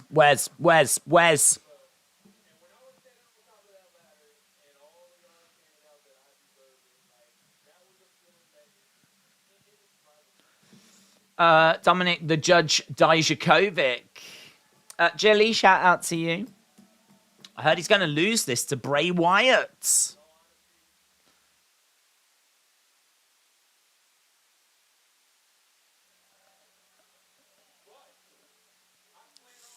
He's not the strongest promo, is he?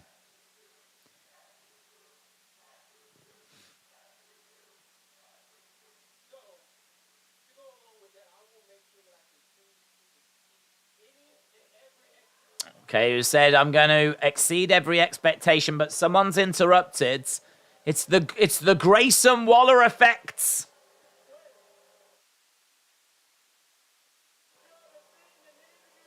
You don't deserve a thing, and neither do they. I'm glad you had a good Saturday, because I didn't. He gets good heat, doesn't he, Grayson Waller?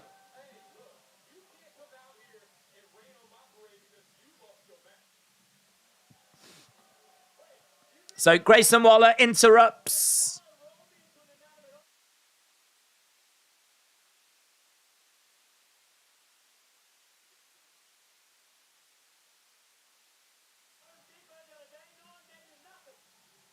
You climbed a ladder, congrats. I did that at Home Depot the other day and no one gave me anything.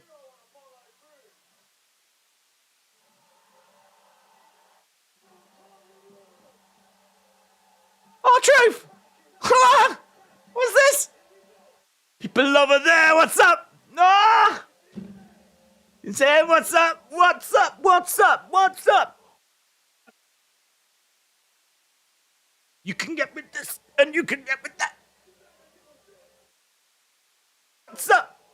What's up? What's up? What's up? No, this is fire. This is fire.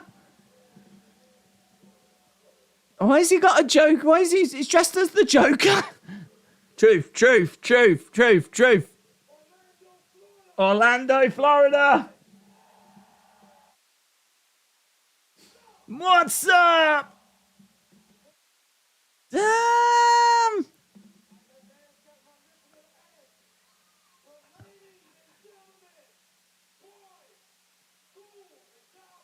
Ghouls and Goblins, welcome to Halloween Havoc. Yes, welcome to Halloween Havoc.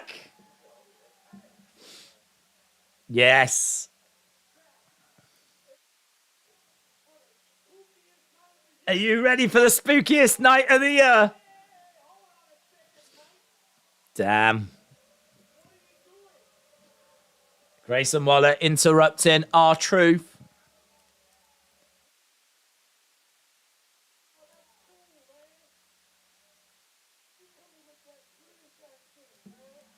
You're coming with that British accent. That's cool. British accent. British accent. He does a great British accent. Are you excited about Halloween Havoc?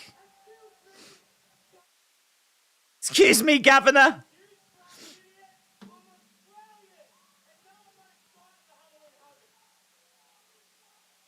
He's not. No, he's not. No, he's not. No, he's not. Newsflash, idiot. I'm Australian. No, he's not. No, he's not. God, brilliant. Banging first match. Real fun segment now.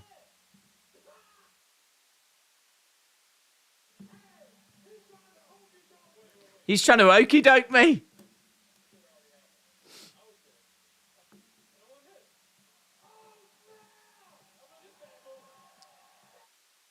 Nah, Truth celebrating that Wes picked up the North American. My bad.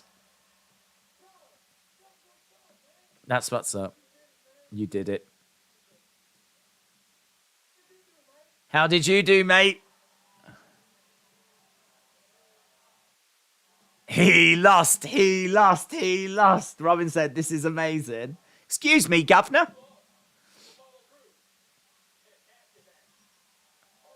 He lost to Apollo in a casket match.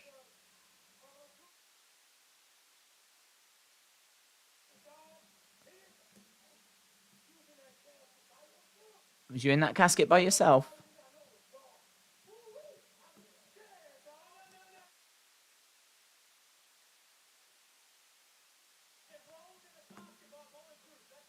It's brilliant. It's a fun segment.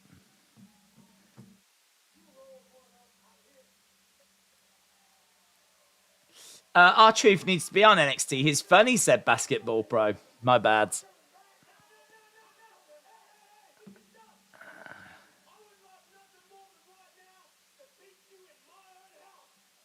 So, Grayson Waller wants to beat R-Truth. Okay, next week.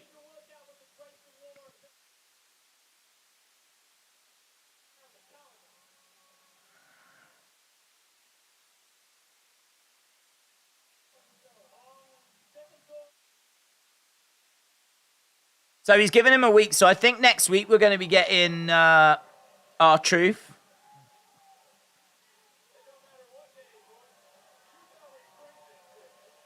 So Grayson Waller goes out the ring.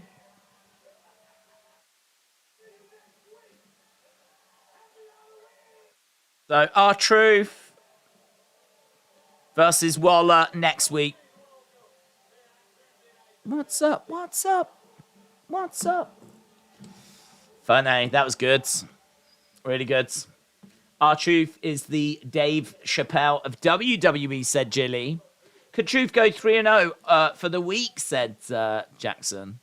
I don't know. I don't know if he will get the win next week or not, but he might do.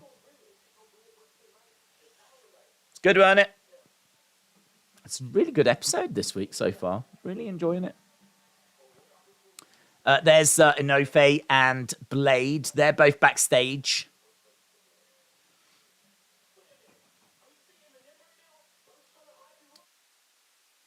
Shayna versus Ronda is custom made for FS1 with UFC ties, but not enough people watch, said Robs. Michael said R-Truth is not only funny, but he's a really good wrestler, but they don't show it. Agree or disagree?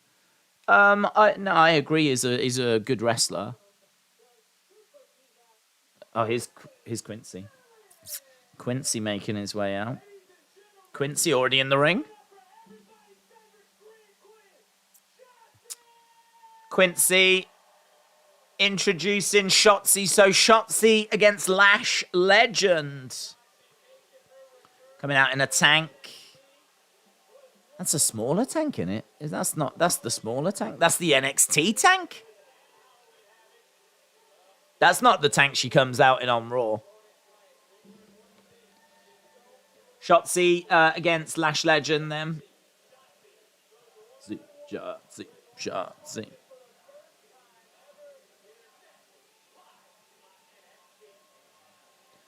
Schotzi versus Lash Legend. Oh, yeah, we've got Crown Jewel, haven't we, next weekend? So we've got Jake Paul this weekend. We've got Jake Paul this weekend, and we've got Crown Jewel weekend after. Can't wait for the reveal of the 4th Dyad member, said Jackson. James said, truth is hilarious, but people forget he was a legit former NWA World Champion. Ashley said, I used to love Road Dogg and R-Truth when they were cake quick. NXT doesn't have the budget that Raw does, said Dark Angel. No, I did wonder, though, if she was going to have a match, if they would bring her big tank down. But I suppose if the smaller one is in the area anyway, just use that. The tank came with the cheap casket. Yeah, very true. Very true. She's on SmackDown, not on Raw, said Michael. Did he make a mistake? Did he? Basketball Pro said Brock versus Roman for the Undisputed Universal in a steel cage. The tank is straight up Power Wheels. My name's Bryn Weevil said, is the reveal of the 3rd Dyad member tonight? Just wondering if you know. Well, they've said it is. I mean, I don't know for certain. This isn't pre-recorded. So, yeah, we'll obviously see. Bobby Lashley against Roman for the Undisputed title match would be awesome. FaZe said, do you think Cody will return and turn heel? No. I think if he comes back, he'll be a face. James Ellsworth made the tank, said Dark Angel. Storm's Elite said, what if Truth shows up on AEW tomorrow? I think we would all be surprised. Coach Code said barcode readers can only scan the white parts and not the black parts. Jilly said Jake Paul versus Anderson sounds awesome. I think I'm going to get UFC this weekend and watch along with you all. You said it's not the one she comes out with on Raw. I'm telling you. Okay. Tarek said, so do you want to see JD on the main roster? I'm not in a rush, to be honest. Miss Clown said, when is Red Rooster on? That's a big question. TNA, when it started up with NWA TNA. Right, I think we're up to date with the chat. So we are at commercial break. When we go back, we've got Schotzi against Lash Legend. Then we are hopefully going to get that reveal. And, of course, we've got the men's tag match coming up as well. I can't remember if there's anything else that's been announced for tonight yet. I'm sure we're going to see something to do with Cora Jade and Roxanne Perez. But good episode so far. Really, really fun. Really, really fun. I thought it was a great first match. Really enjoyed it. Then I wasn't sure about the Wesley segment, but Grayson Waller, I think he is a great talker. He gets great heat. Bringing out R-Truth was a hell of a surprise. So Yeah, 40 minutes in, third of the way through the show. So far, so good. FaZe said, do you think Randy and Cody will return and be a tag team again? They might be one day, but I don't think they will be, to be honest. I don't think they will. I think that they are on very different paths. I mean, they could do it as a one-off, of course, but I can't see them being together and having a run together. I think when Cody comes back, he's going after the title. I think there's a good chance he'll win it. I don't know how long he has it for, but I can see him being around that main event title picture for quite a while. Right, we're backstage with Apollo. Apollo. He's R-Truth's problem now, said Apollo. Grayson is extremely annoying.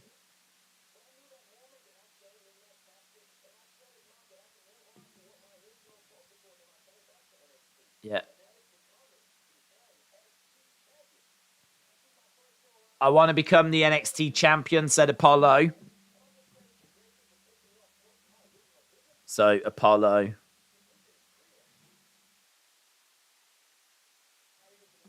Wants to be NXT champ. Might be a spoiler. Bron's back next week. Interested in what Bron has got to say.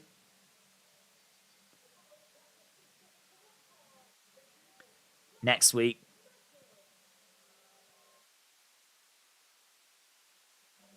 Okay, so Lash Legend against Schotzi. Schotzi round the back. Knee to the midsection of Schotzi, and again.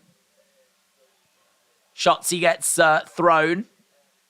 We've got Quincy on the outside. Watch him. Schotzi goes over the top rope to the outside. It's a new day. It's a new generation, said Harris. Jackson said Apollo or JD should be the next NXT champion. I would love to see JD as champion. Loretta said, when is Odyssey Jones back to dominate? Well, I mean, he had a bad injury, didn't he? And he's been out for a while, in all fairness. So I don't think he'll be too far before he comes back, because he's been gone for ages. So I don't think he'll be too far, but I've not seen a return date. Schotzi has got her legs wrapped around the head of Lash Legends. She spills to the outsides. Schotzi jumps back up on the edge of the ring, climbs up. Big boot there by Lash Legend as Schotzi goes down to the outside. Here's Quincy Elliott. What is Quincy wearing, man? Quincy's got like a cardigan on. He's got a cardigan. Blows a kiss.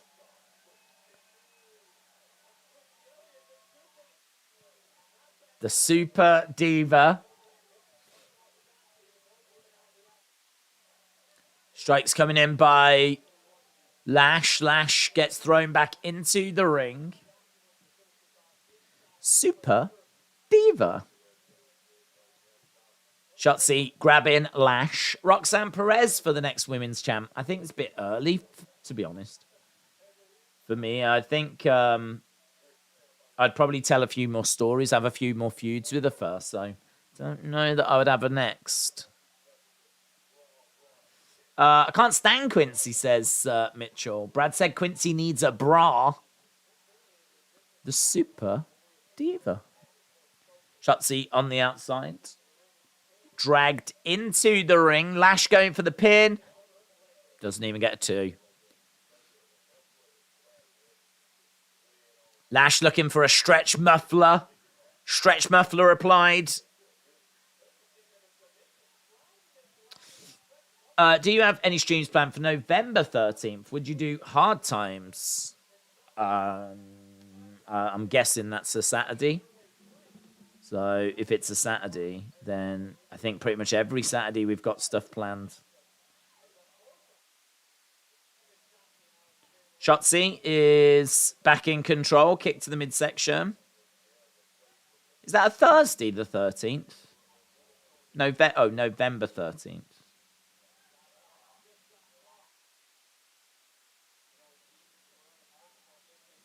Yeah, so that's going to be a Saturday night. That's UFC 281. I think that's the Adesanya one. Forearm strike there by Schotzi. Schotzi with Lash. Plants her down. Looking for a pin. 2, 3, and gets it. Schotzi wins. Schotzi pins Lash. So Schotzi wins, and Quincy comes in.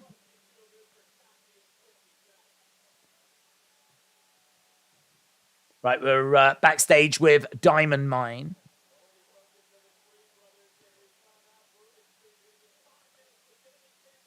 Brutus Creed is getting 5 minutes with Damon Kemp next. Schotzi with a DDT. She grabbed the leg.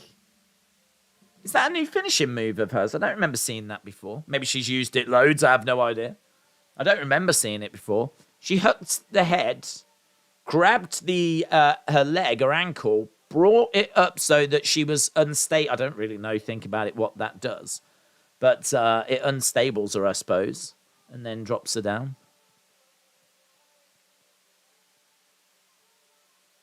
I wonder what that does. What does it do if you hook the leg?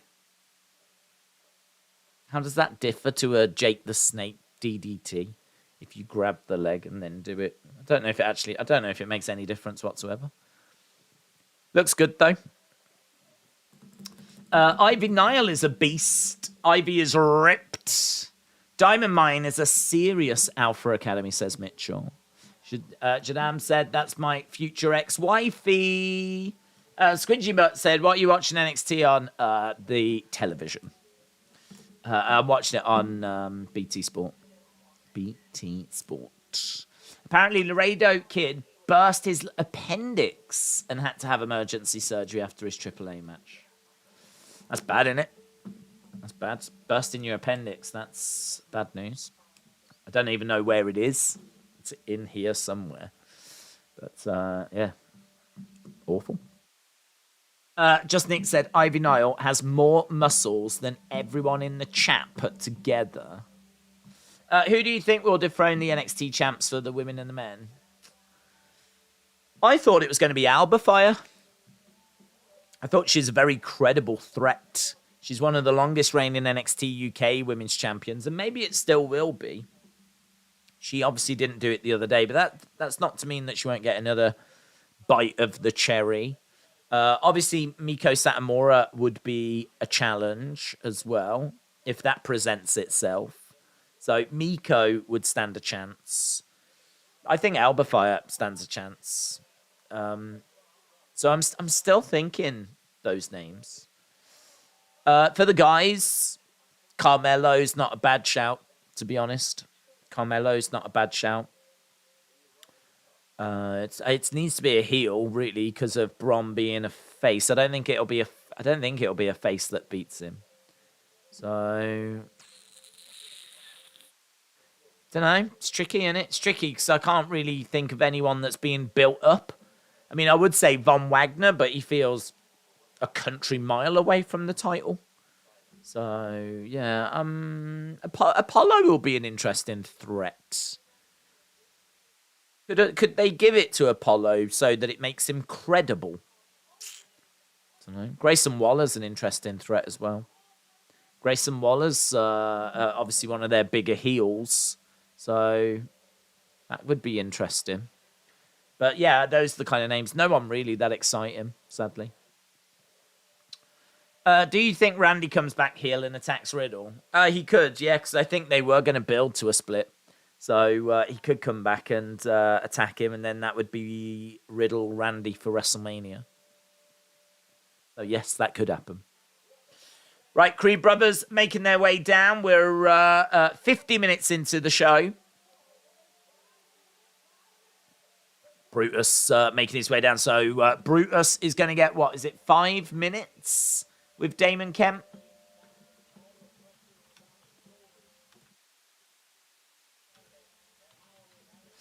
So he comes in with a microphone. Julius is in with a microphone as well.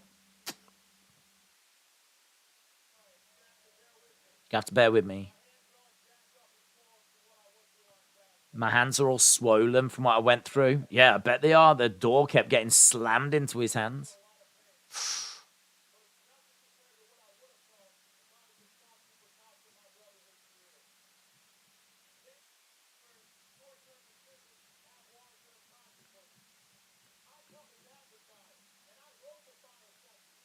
I come as advertised, and I wrote the final sentence.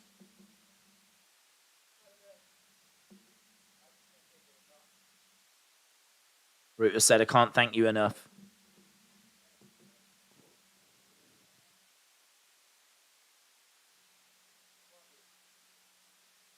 Love the creeds. They're great, aren't they?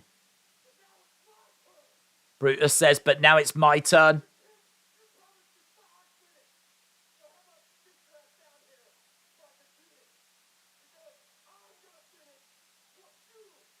I'm going to finish what you started.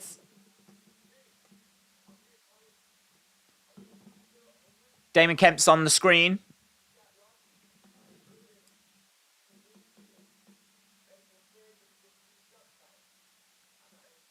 Not medically cleared. Oh.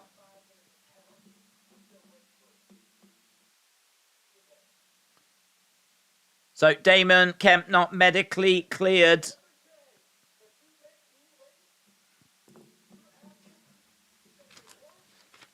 Brutus said, every day you make me wait, your ass whooping is going to get worse and worse. Diamond Mine forever.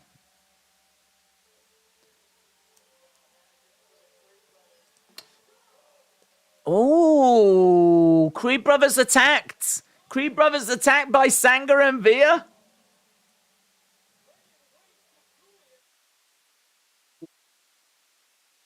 I tell you what, Brutus and Julius are big boys, but look at the size of Sanga.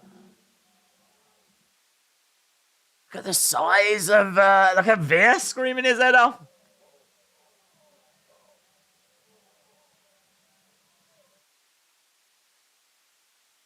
Yeah, man. These are going to be a great tag team as well. Boom. Look at the power. Look at the power. What are we calling them, though? Is it Indashir? What are we calling them? Just Sanga and Veer. Creed Brothers attacked. I wonder if they're working for Damon Kemp or... Ivy Nile. What's this? What's happening? She tells them to go away. I thought she was going to join up with them. I was like, oh my God, what's happening? But no, she's come down. I think she knows that she can't do anything to them. She just walked between them, told them to run, told them to go away. Because that's all she could do, really. She was like a mouse squaring up to two bears. Who wins one-on-one? Satnam Singh or Amos? Depends where it's being booked. If it's in WWE, then Amos. If it's in AEW, then Satnam Singh.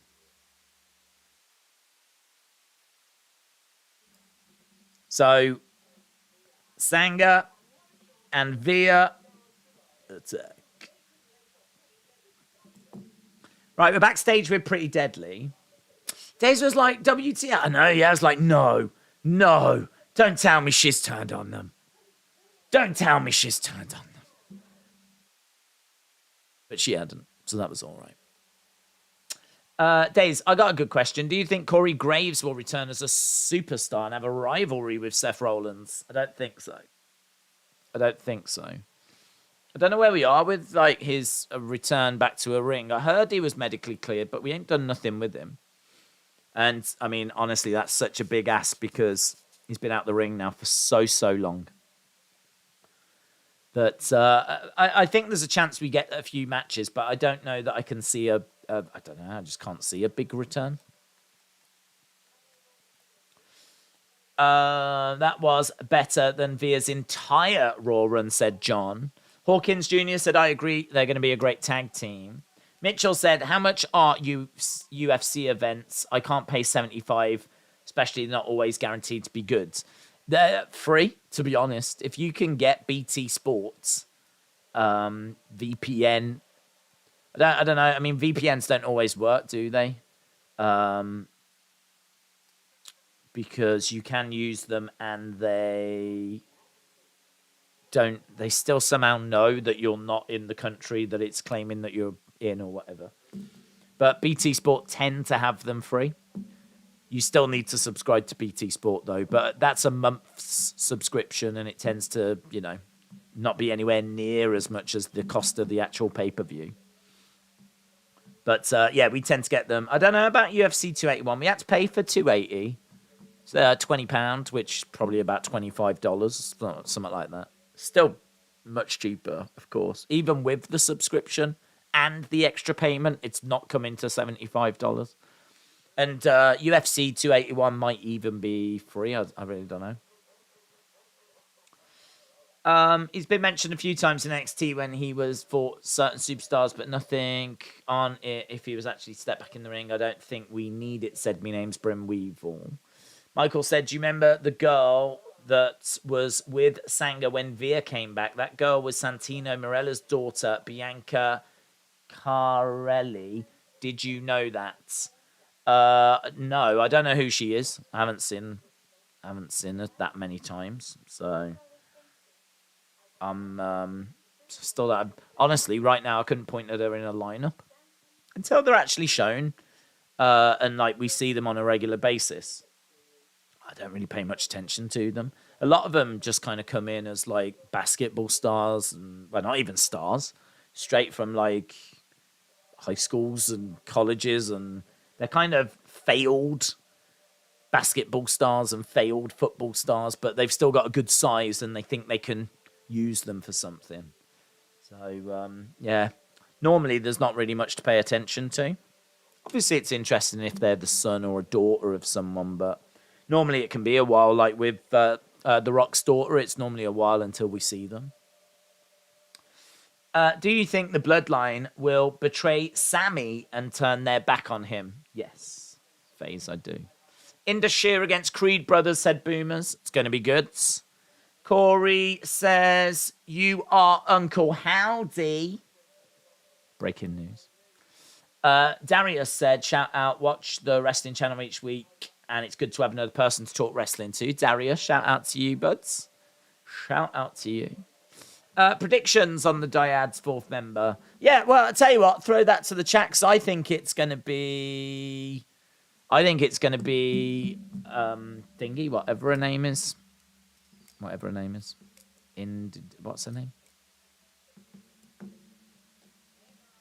That vampire woman that I can't remember her name now.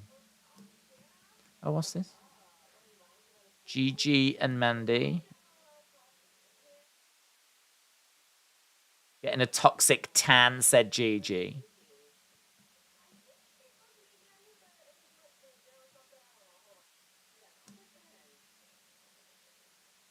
Well, there's JC. We got Gigi, we got JC, we got Mandy.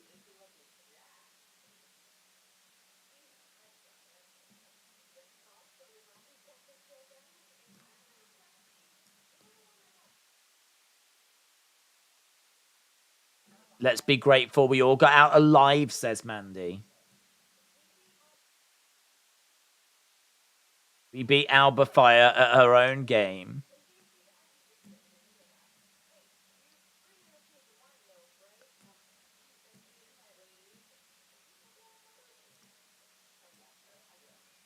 What is this chit-chat? What am I watching? I'm watching 3 members of Toxic Attraction just having a chit-chat. Oh, you at the gym, are you? Oh, that's nice. Oh, you getting a tan? Oh, are you going to bring the cheese and wine over? Oh.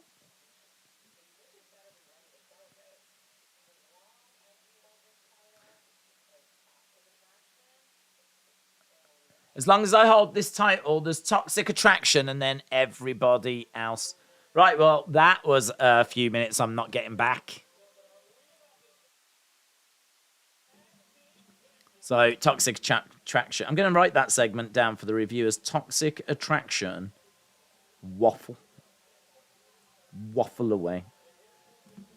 Right, here is Blade and Enofe. Blade and Enofe coming down. It's going to be Blade and Enofe taking on Pretty Deadly.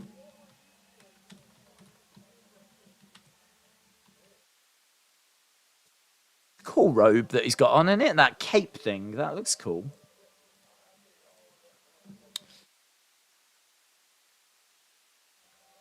Blade and Enofe. Is it Blade that's got the sensible, like, tank top cardigan thing on? He's Pretty Deadly. GG saying we're getting a toxic tan has done it for me. That was too cringy for my liking. A toxic tan. It is Pretty Deadly then, making their way down. We're halfway through the show. We still are yet to find out who is Red Riding Hood. GG needs a tan. She looks like Sheamus. Fella! That would be great if she did the old fella thing. Fella! There's a kid in the crowd that's booing Pretty Deadly. Booing them hard. This show was doing well until that segment. I hope that's not going to be a turning point. I really have enjoyed this show, yeah. I mean, Lash Legend, Schotzi was a bit... But it's still Schotzi. She's a main roster star. So... And now we got a title match, so...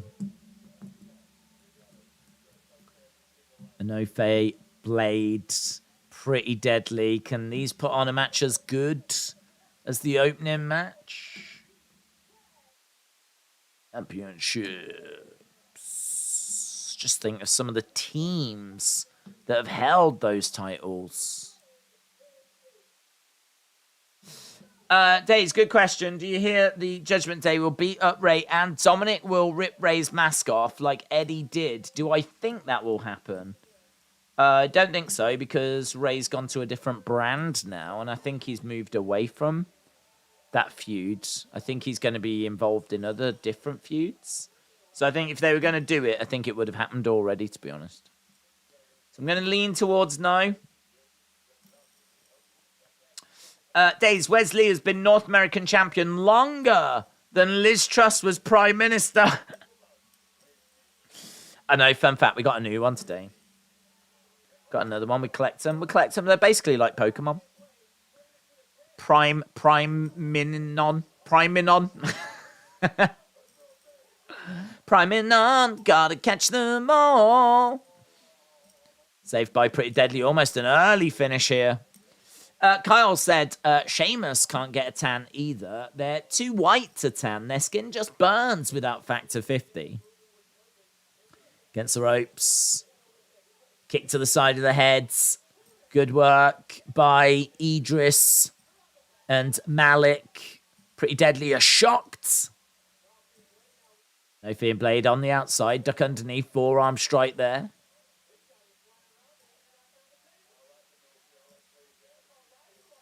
Against the ropes. Leapfrog. Ooh, tries to grab the leg. Pretty Deadly back in control. Clothesline. Blade goes down. Could the reveal of Red Riding Hood be Bo Dallas or Kairi Sane? I don't think it'll be either of those, to be honest. Back elbow. They should have a drinking game of Booker T saying, "Good gold," said Triton. Little Red Riding Hood will unmask herself, and it will be Mackenzie Mitchell. It just makes sense, and you cannot change my mind, said me name's Brim Weevil. Straight to the midsection. 1, 2. What if it's Stephanie McMahon? And she is being forced to follow the wise words of Joe Gacy. Could absolutely revolutionize the whole of WWE. There would be big, if it was Steph, there'd be big questions. Big questions. KOTV, shout out to you. James said, we'll have another one by Christmas. That'd be nice. That'll be nice. I don't think Bloodline will break up like people think. I think either Solo or Jimmy or both will leave with Sammy at the same time. I also think the next champs will be Davenport and Cruz. Roadman said, Red Hood, what have I missed? There's been someone wearing a red hood, a red hooded jacket, and we've seen them for a good few weeks. And they've always been around the Gacy segments. And apparently tonight, where they're going to be revealed, we're going to find out who it is. And actually, that is a little mystery that's been built over a few weeks that I think people actually care about.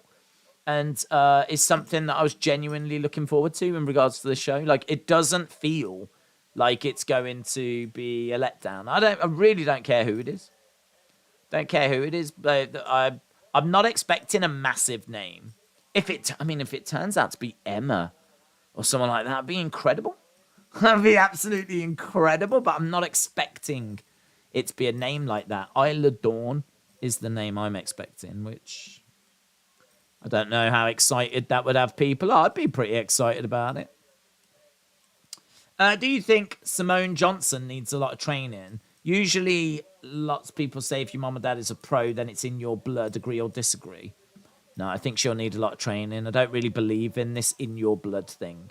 I do understand that some people will pick it up quicker than others, but I don't think if your mom and dad did it, then it's in your blood and you're going to get it quicker. I mean, clearly she's grown up watching and knowing of wrestling, but I think she's going to need a lot of training because unless you've actually been doing it, it's hard to know how quickly she'll pick it up. But I think just because her mom or dad did it, I don't think that's a guarantee that she's going to get it quick. So my guess would be she's going to need a lot of training because there's a lot to learn. Rest with Andy said the Red Riding Hood reveal is Wobbly Walrus. What if Red Hood is Eva Marie, said Kane. I mean, it is red, isn't it? We can't rule it out. Roadman said, I was happy to see Nikki Cross get a push. She is talented. Could Red Riding Hood be Blair Davenport? It could be, but I don't think it is. Only because, I mean, she has been told off, and I don't want to see Blair Davenport being told off. Blair Davenport seems to be quite a confident woman that's like able to stand on her own 2 feet. I mean, wasn't she in a main event not that long ago? Blair Davenport, Miko Satomura, and Mandy Rose. So, I don't know that I want to see her following Joe Gacy, doing Joe Gacy's work. I feel like Blair Davenport stands on her own 2 feet. I don't think she does that. But it could be. You can't rule it out. In your blood, like Dominic, says Kyle. Well, in all fairness, Dominic was called the greatest luchador in the history of the business, and he did beat AJ Styles. So Dominic is an example of it probably being in someone's blood and probably being a legend that requires zero training. So I don't know that everyone can be as good as Dominic. That's what I'm saying. Mitchell said, wrestling isn't in Dominic's blood. Dominic is in wrestling's blood. That's true. That's true. Dominic is the blood that keeps wrestling alive. Without Dominic, all of wrestling dies. You're absolutely right. You're absolutely right. Eva Marie is in your house. She's in your dreams. Flipping nightmares. Dark Angel said, we need a poll. Who is Red Riding Hood? Right, who is Red Riding Hood then, guys? Who is Red Riding Hood? I'll do the options. Who is Red Riding Hood? Is it option 1, Ric Flair? Is it option 2, Hulk Hogan? Is it option 3,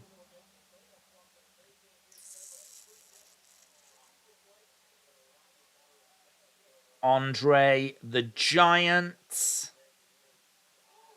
No, who do you think it is? Well, it's not going to be Nikki Cross. What if Red Riding Hood is Aaliyah? It's being beaver cleavage. Hornswoggle, Batman, Rock's daughter. I just don't think they would debut her that way. I really don't. Could be wrong, but I don't think it is. Dave Meltzer. Saray. Mackenzie Mitchell. Harris said he's dead. Do you think Rey Mysterio will join Judgment Day? No.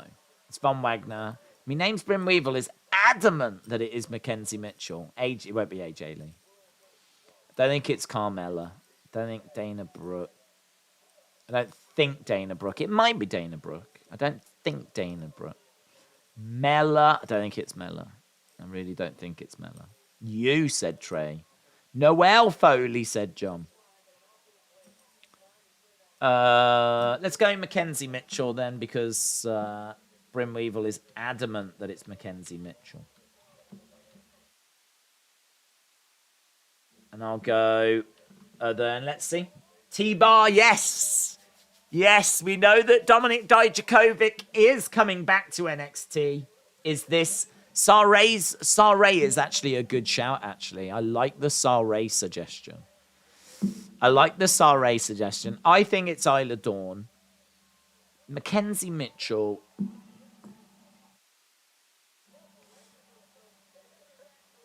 Clothesline. I'm guessing Others probably going to win them, because I don't know that anyone's got a good read as to who it is.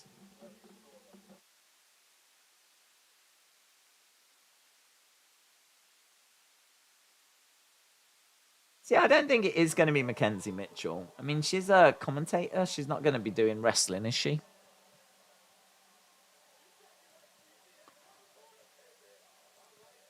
Right, we've got Blade going up top. Big crossbody by Blades. 1, 2. Shoulder up. Shoulder up. Blade looking quite good in this match. So Blade going, flying over the corner. Someone used to do that. Someone always used to jump over the corner, and I can't remember who that was, but someone did that as a spot. They would go over that corner and crash down on people. R-Truth is Red Riding Hoods. Imagine if it was, Emma. That would be shocking. It'd be awesome. Big boot. I like the Saray one. I think in reflection, I would have took Mackenzie Mitchell out and put Saray instead. Double knees. 1, 2. Kick out by Blades. Dominic isn't going for a world title because it hurts his shoulder whilst carrying it, said Roadman Dutch. It is true.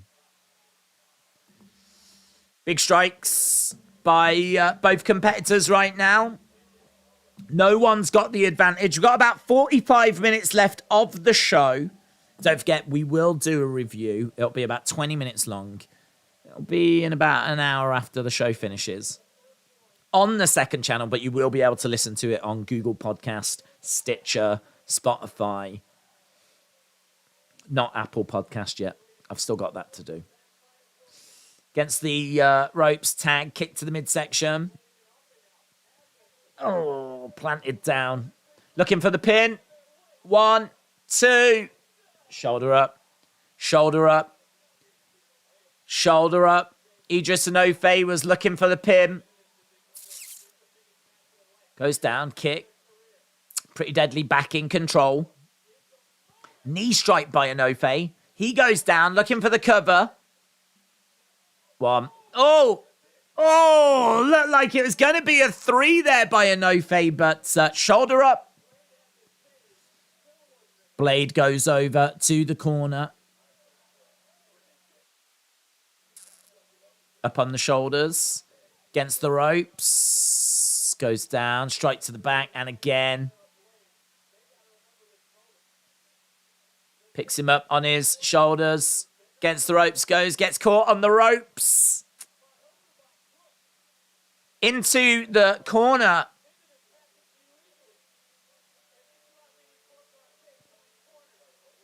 Goes down, roll up, roll through.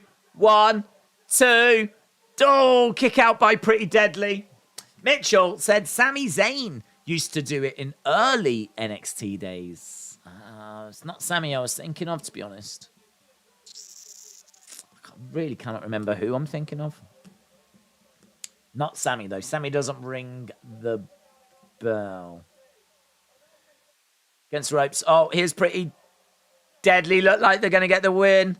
2, 3, and they do. They do. So, Pretty Deadly retain. Fun little match. I don't know that it was as good as the first match, but good still. Entertaining. Crowds applauding there. Pretty Deadly. Pretty Deadly. Holding their championships. Good little tag division in NXT. Pretty Deadly are good. Enofe and Blade are good. Obviously, we just saw Creed Brothers. We saw Indus Shear, but we don't know if they're going to be Indus Shear. And now we're hearing from JD Manamana. I think she's a bit small to be Elektra Lopez. Obviously, it doesn't... I don't know that the person it has been necessarily needs to be the person it becomes, if that makes sense. So we could have just used, anyone. And now it could be Elektra Lopez.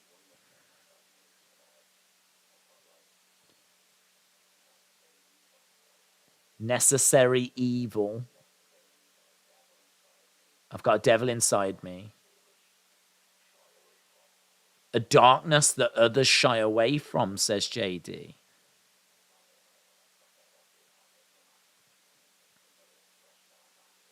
I like this. I really like this promo style. This is good from JD.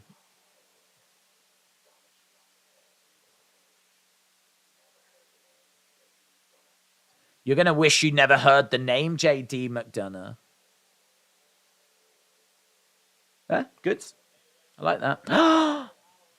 Schism reveal their new member next. Who's it gonna be? Who's it gonna be? We're getting Schism all over the screen next. There's gonna be Schism everywhere. We're gonna have more Schism than ever before. You're gonna wish that you've never heard of the name J.D. McDonough.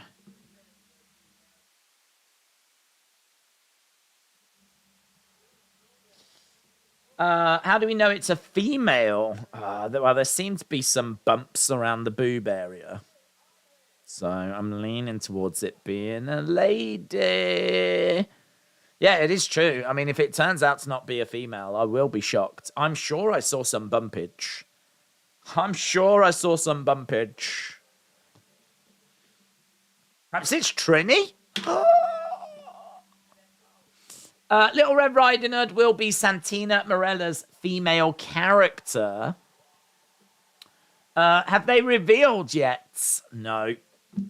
David says, here we go. Here we go, here we go, here we go, here we go, here we go, here we go. Here we go, here we go, here we go, here we go. I don't know why I'm singing like that. I'm excited. We want Schism. James said, because it's obviously a woman. We pay attention to blobs here. First thing I look for. Roman versus Logan. He's really checking out the details. This day in wrestling history, in 1993 at Halloween Havoc, Vader defeated Cactus Jack in a Texas death match. Brad said, plus like 5 foot tall. Serious Gamer says, calm down. Calm down. Calm down. Get ready to be disappointed. when it turns out to be someone that we don't know and they're boring. Maybe it's Aaliyah Mysterio. Do you think Rhea and Dominic are a secret on-screen couple? No.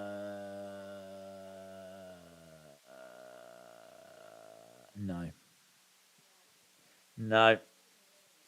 I think you want them to be, but I don't think they are. Just like it's obvious WWE to throw you off, it was obvious White Rabbit would be Bray, and you still decoded everything. Yeah, well, we followed that story, didn't we? So I wouldn't say it was obvious it was Bray. Certainly not at the start, and certainly not straight after the Edge vignettes, where a lot of people thought they had Bray overtones as well. So you come out of the Edge vignettes and you go into White Rabbit, and you go into White Rabbit with doubt. I mean, I certainly went in with doubt, because how many times are we going to cry wolf? How many times is it going to be Bray Wyatt? But obviously, as we got more and more clues and things pointed more and more to Bray, then obviously it became more apparent. By the end, it was just a case of waiting for him, wasn't it, really? But this one, we don't know who it is at the moment. Let's see where... let's get rid of the poll, actually, because you've had your chance. You've had your chance. There we go. It is... Let's get the answer. It is... Other. So there we go. It's other, guys. It's other. So that's cleared that up. So 34% other, 30% Isla, 17% Emma, 17% Mackenzie, Mitchell. Trini, it's going to be Trini. It's going to be Shanky. It's going to be Jude Bellingham. It's going to be Big E. It's going to be Titus O'Neil. I mean, I am just saying anyone that's on screen, actually. Good question. Do you think DIY will return? Yeah, I think we'll get him at some point.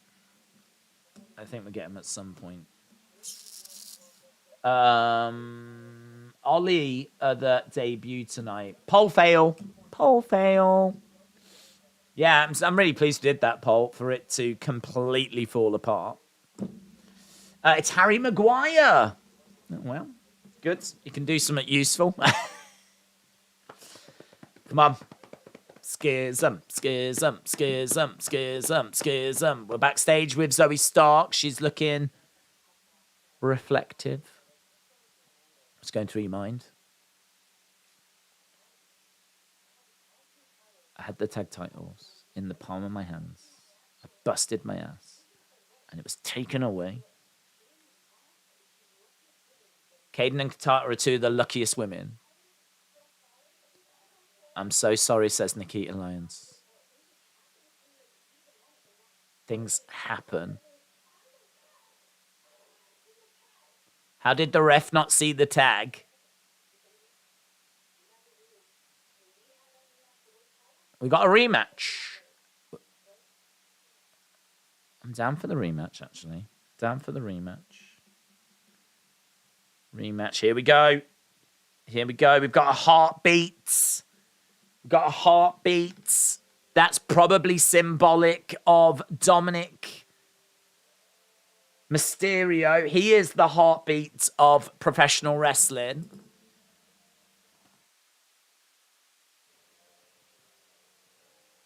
Here's Schism. They just don't feel very menacing, do they, Schism? Oh, wow, it's clearly a woman, because she's wearing flipping boots. She's wearing a skirt. Little Red Riding Hood's in a skirt now. When did this happen? He's gone back to wearing the yellow mask. Red Riding Hood's got knee-high boots on and a skirt. So if this is going to be a dude, it's going to be historic. Unless it's Goldust. Pride and arrogance is a commonplace in NXT.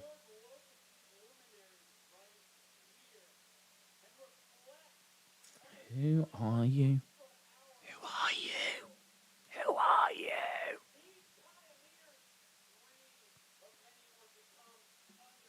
Three of many more to come. She seems a bit bigger now, actually. I don't mean that in an offensive way. I think it might be the boots.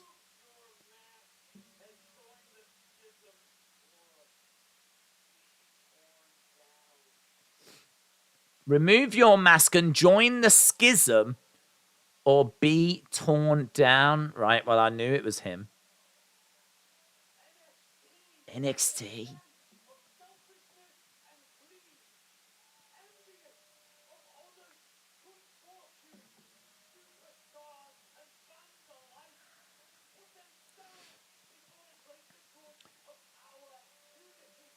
People put themselves before the greater good of our unity.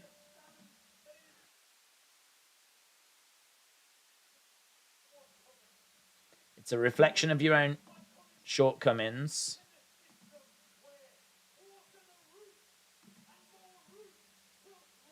Water the roots and more roots will grow.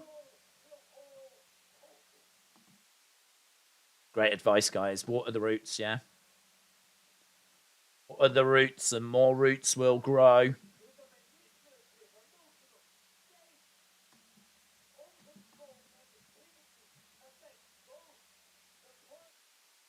Okay, so we're just hearing from the members at the moment.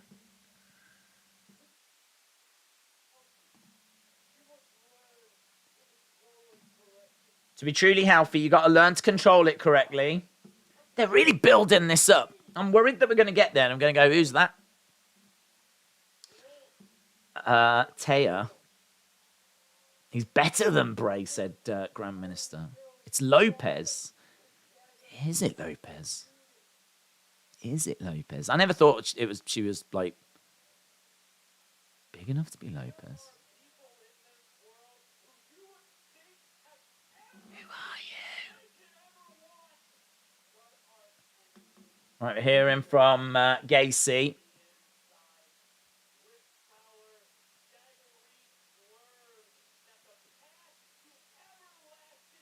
The path to everlasting unity comes from showing their true selves. Now, the time has come. Time has come for you to take your next step. Here we go. Sit under the schism tree. Schism tree. Schism tree. Schism tree.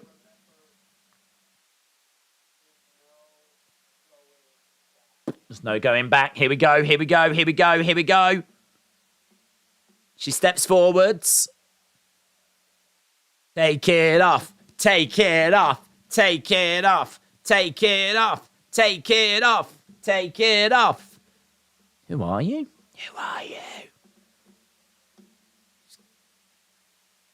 Gets a microphone. Grabs the mask. Takes it off. It is the Rock's daughter. It is the Rock's daughter. Is that how that's not how I would have brought her in. Wow.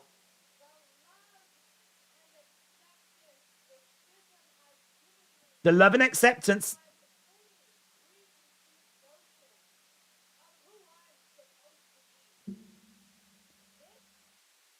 Wow. Ava Rain. Is that her? That's her name, Ava Rain. This family completes me. I am Ava Rain. It is the Rock's daughter.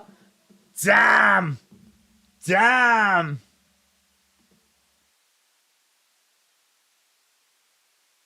Ava.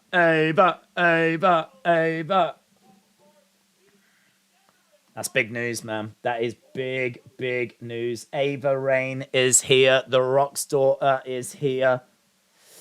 Not how I would have brought her up, but you got to do what you got to do, ain't you?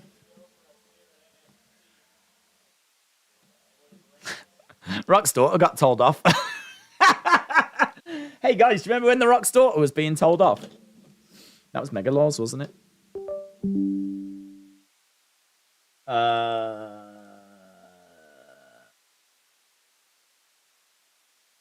Didn't expect her. I didn't expect her. I did not expect her either.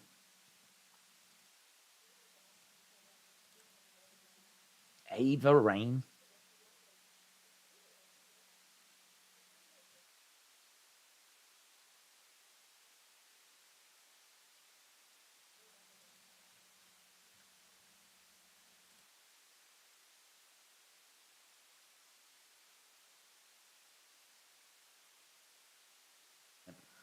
Let's do a quick video on it because that's huge. Indy Hartwell making her way down.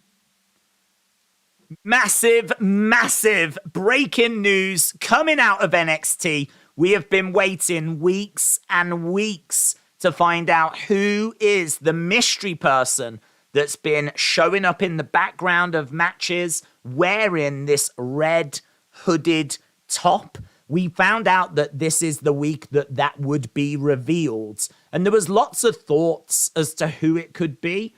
But to be honest, the reveal really took me by surprise. There was lots of promo, lots of talking about showing your true self and revealing who you really are, which is obviously now in reflection very interesting because when we got to the moment of finding out who this was, we would find out that this was one of the most hotly anticipated NXT debuts for a long, long time because it was revealed to be Ava Rain. Now, some of you might not have heard of the name Ava Rain, but I think there's probably a really good chance that you've heard of The Rock.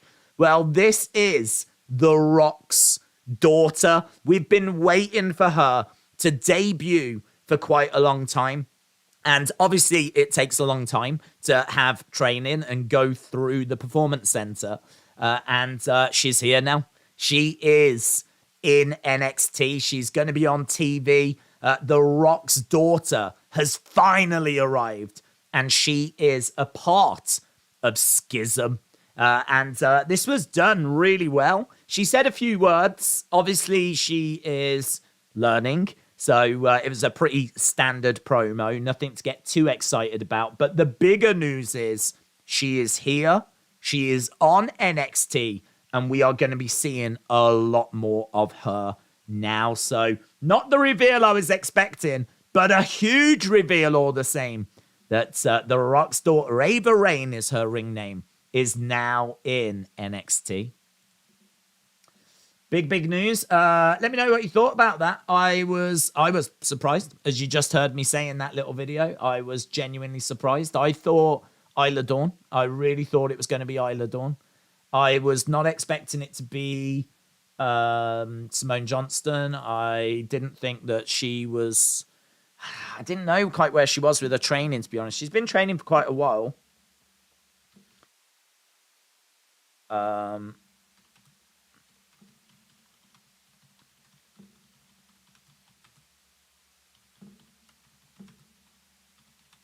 Ava Rain.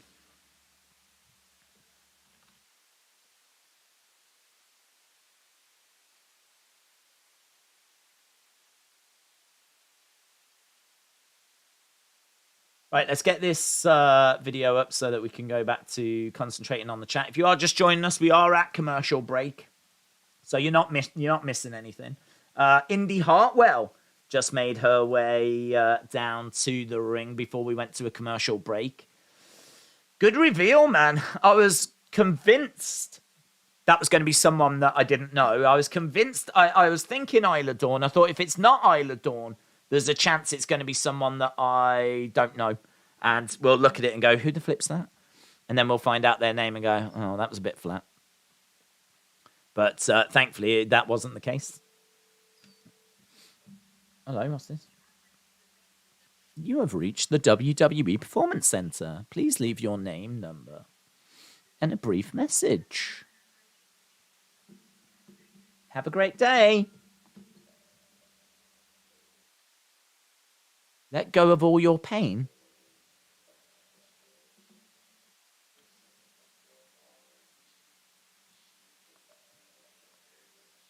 Lipsness, maybe you.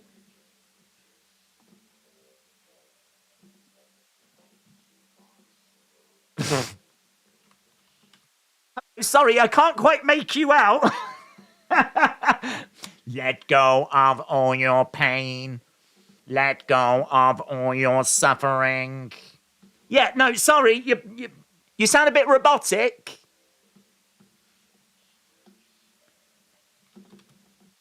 Sincerely, Scripps. What's this, a rapper? Yo, I'm Scripps. Let go of all your pain. Let go of all your suffering. Sincerely yours, Scripps. Hi, Scripps. Hello. You alright, mate? I'm doing well, thank you. Oh, that's good. Scripts. Right, we are underway with match. Oh, that was that woman that lived on a beach. Like SpongeBob.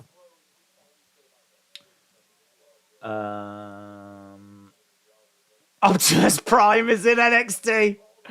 Says Horatio Mike. Hello, my name is Optimus Prime. I would like to be a wrestler, please. I don't know if we can cater for someone of your size. That is sizest. You should cater for me. Cater for me.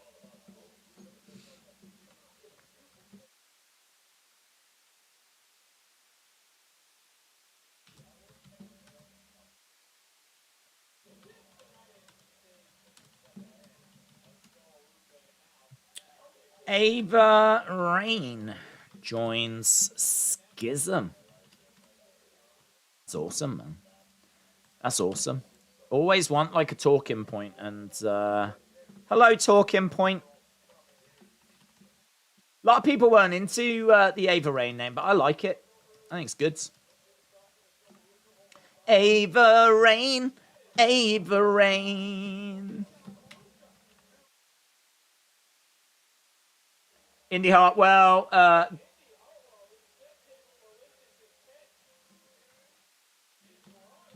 revealed as the Red.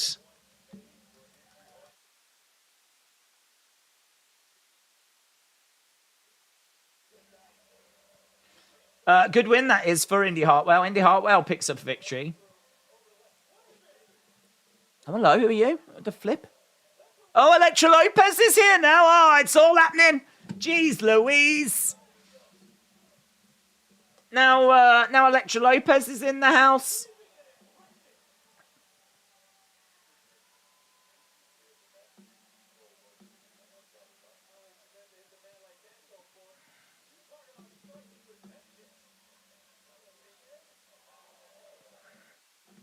Big kick by Elektra Lopez.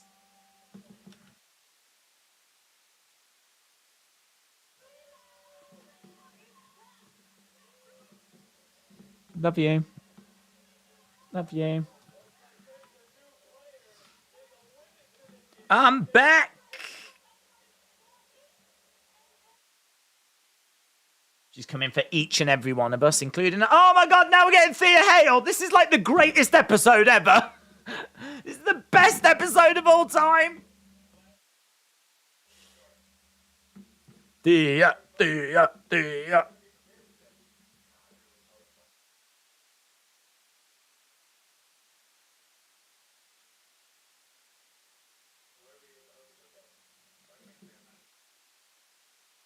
Okay, so we've got Ava Rain. I've got to write this down, man. I'm so behind. Indy beats... What's that? Soul. I have to look that up.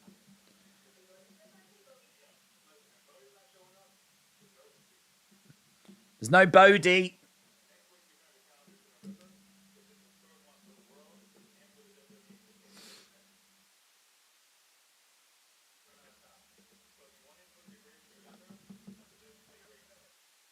Oh, Thea Hale struggling with a pen. Thankfully, Duke Hudson's there, though.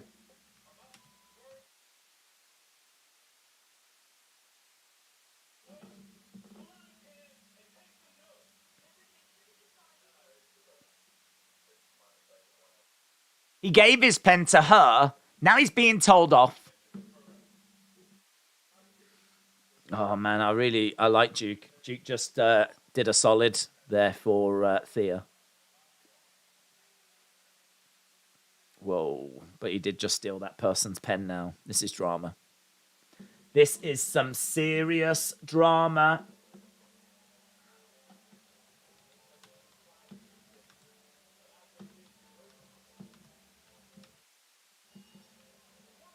Here's Elia. Okay, so we got a Chase U segment. Now, gods. Now we got Dragunov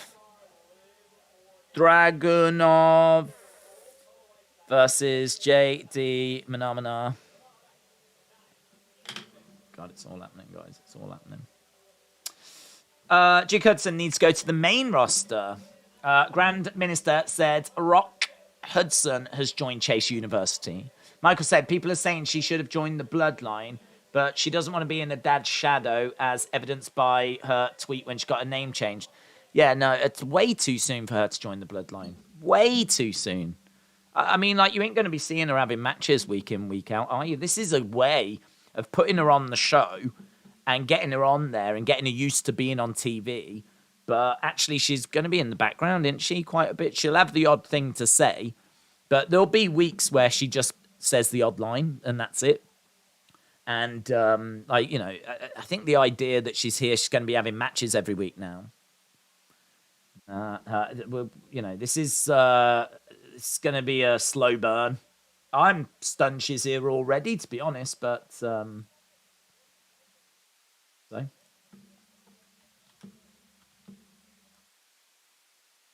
Ava Rain.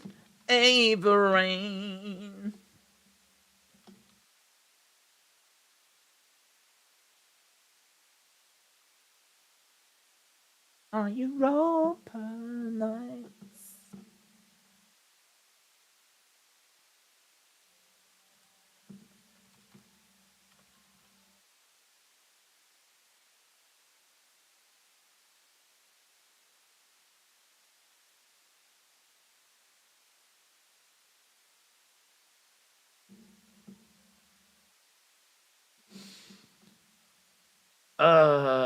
Boom. Damn, Celine. KOTV, shout out to you, my friend, said this is the best NXT in months. It's been brilliant. Now, this is an entertaining show. I completely agree. We've had 2 great title matches. I mean, we've had a historic moment because this is the first time we have officially seen the daughter of The Rock in WWE. It's a historic episode. I feel like the WWE are not going to let her fail, right? And I'm sure she's going to go on to have a great career. I don't know if it's going to be as great as her dad's, but I'm sure she'll get to the main roster, and I'm sure she's going to have a great career. And this is the first time that we will have seen her. So this episode will be an episode I'm sure people will revisit for a long time to come. I think that the 2 matches we got were really good. I think Elektra Lopez being back on this show was quite a surprise as well. And now we've got a real tasty main event with Dragunov taking on JD. So, God, yeah, so much fun. So much fun. Really enjoyed it. This is the best NXT episode I've seen in a while. Really, really, really good episodes. Not only that, we had Sanga and Via attacking Creed Brothers, so we've got some interesting going on there. There's been some really fun stuff. As much slander as AEW gets by fans for not being above 1 million, is it not impressive how they're never talking about AEW being at 700 or 800,000 like the same audience every week? Yes. Yeah, I mean, they are flatlined around 950,000. But I think the thing is that people look at AEW as being a company that wants to rival WWE. They take shots at WWE. I've said before, they're their own worst enemies because they could have shut up about WWE, or they could have been actually quite complimentary, saying we really respect what they do, but we want to offer something different. That is absolutely not the approach they took. The approach they took was to fire shots at WWE, and certainly WWE has fired shots in their direction as well. But they chose to make WWE and WWE fans the enemies. And so that's the position they adopted, thinking that they could be the anti-WWE.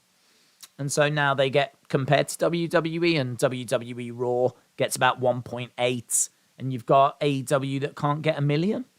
So it is good that they maintain at about 900,000.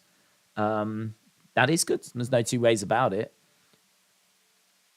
Hello, countdown clock. 7, 6, 5, 4, 3, 2, 1. NXT Deadline. It's a cool name, that is. It's a cool name. NXT Deadline. So, yes, I think that it is good that they get 900,000. Of course, losing CM Punk, if that's the way it's going to go, is going to be a issue.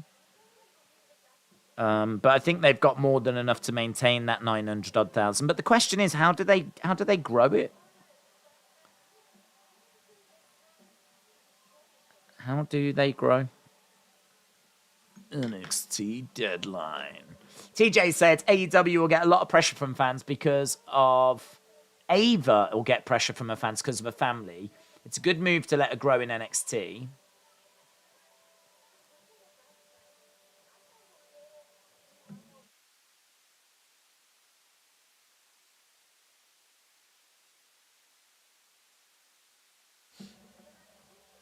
We're just hearing from Roxanne Perez.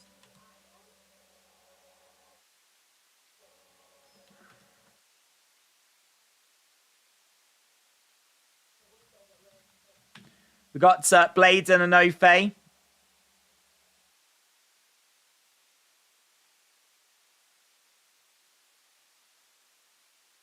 Who's screaming and that? Oh, there's Odyssey.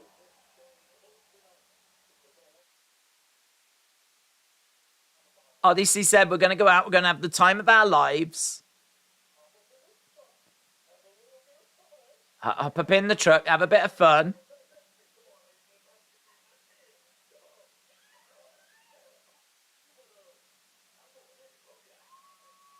Yay! Have some fun. Have some fun. Have some fun.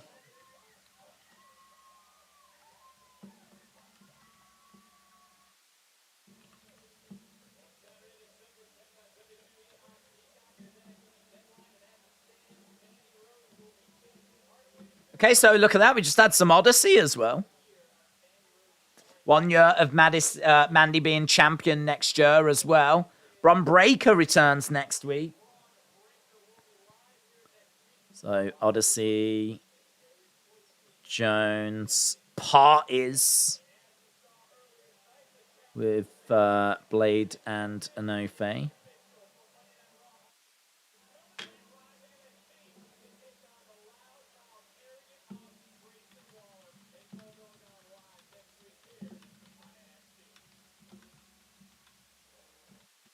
Okay, here comes JD Manamana, I think, is it?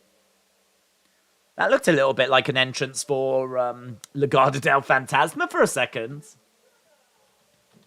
JD McDonough.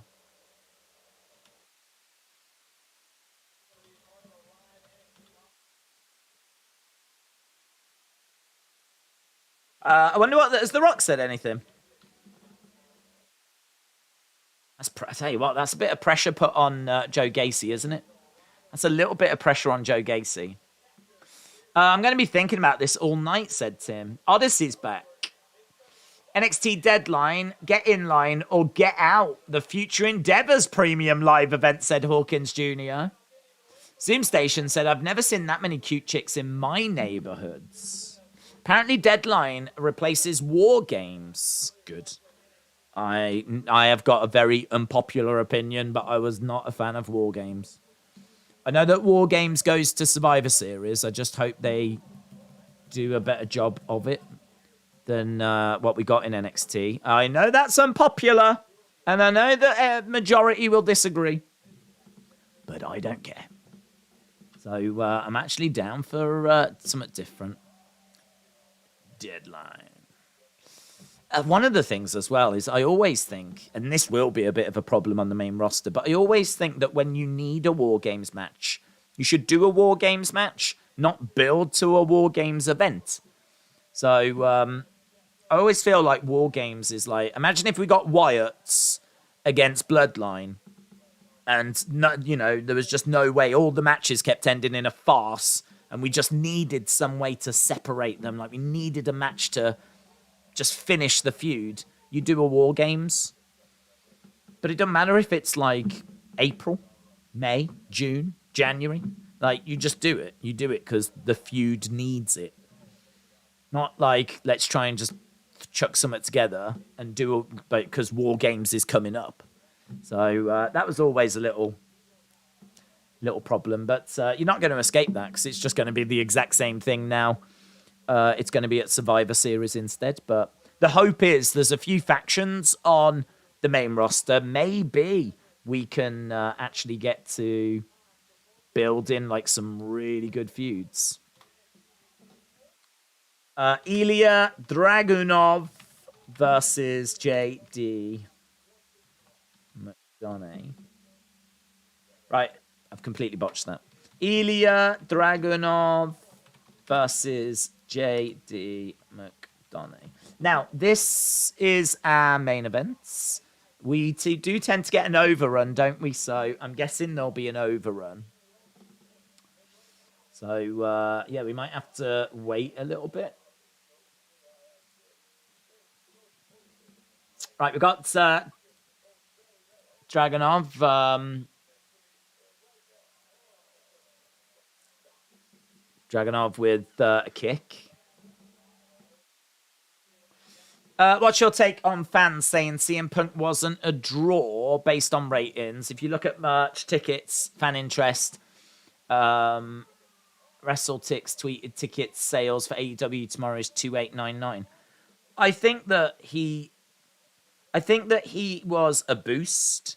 I think that the interest I think there's intrigue in, oh my God, what's going to be like? CM Punk's back, yeah? I think that interest does die down. But I think for the fans that are there watching the products, I think he becomes a big part of the show and a big appeal. So he does shift merchandise. So I think if you brought him into WWE, for example, I think you would see a spike in ratings because there'd be a lot of interest in how he gets used. That would go back down pretty much to the level it was before. But his merch would sell because everyone that watches WWE would be like really interested in him and how he gets used and, all that kind of stuff. So look, bringing him in definitely has benefits, but I think he also costs a lot of money. So you've really got to be weighing stuff up. You've really got to weigh up like the pros and the cons as to whether it's worth bringing him in or not. But I think it's undeniable that he has a positive effect. I don't think anyone's going to say he has no effect on things.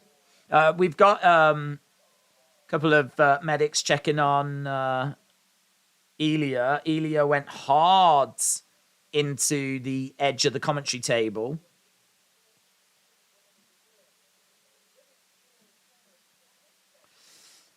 They say for bragging rights, but what bragging rights, especially as Raw always wins. WWE has said Bayley and Belair's rivalry ended last night. So it looks like women's War Games could be Damage Control versus Team Candice. Well, we'll have to see. We'll have to see how that plays out. I am intrigued to see how they do it on the main roster. I think it's going to be really fun seeing it on the main roster. So I'm actually down for it being at Survivor Series, but I am going into it with some concerns. But we'll see. We'll see. I I think the fans are going to, those that don't watch NXT, I think they're going to be really excited. And you got to remember, a lot of kids have seemingly probably never gone back and watched the old War Games one. So it'll be a match type that, there's going to be a good chunk of people have never seen before. Although Mattel did actually make a War Games playset. So, some of those kids might have ended up getting that for Christmas. One way WWE could make Survivor Series mean something is the winning team is the next 5 challengers for the world title. Yes. Yeah. Good shout. That would be really good if there was like some prize that you got for like winning the War Games. That would be good. And winning Survivor Series. The bragging rights thing, as we said, was just, I think we've said it quite a few times, just rubbish. So it did feel like something needed to be done about that. I think Triple H knows that as well, because he said this won't be Raw SmackDown. He's not looking at doing that. Go compare. Right, we are at commercial break. We should be going over to this final segment very, very soon, as we continue to work our way towards the end of the show. Obviously, big news if you are just joining us. The Rock's daughter has finally debuted in NXT. I say finally, expected it to take a while, but she's here now. Remember how trash Bragging Rights pay-per-view was? Yeah, that was trash. The winning team enters the match for the number 1 contenders. I like the idea of... They tried that once, actually, where the winners, the survivors, at the end would go into like a special match, and you would have like all the survivors in a match at the end. I remember Hogan and Warrior both teaming together to be in a survivors match at the end of a Survivor Series. I'm not saying I would do that, but I like the idea of the survivors being rewarded. I think if your team wins, I don't know if you should be getting a prize because your team won. I think if your team won and you survived, that would be good to reward those people, Right, Ilya Dragunov against J.D. McDonough. That match is underway. McDonough. Ilya continuing. Obviously, he went crashing hard into the commentary table.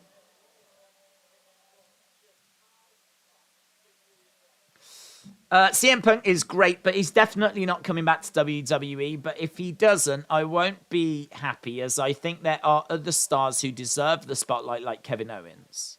Someone in the chat said that Dwayne is not really blood, as he was adopted by his mom, who was adopted. Is that true? I don't think it is. I don't think Dwayne was adopted. I believe his dad was Rocky Johnson. I don't think Dwayne was adopted. I'm not aware that he was adopted. His mother is the adopted daughter of Peter Maivia, so he's not adopted. But it was a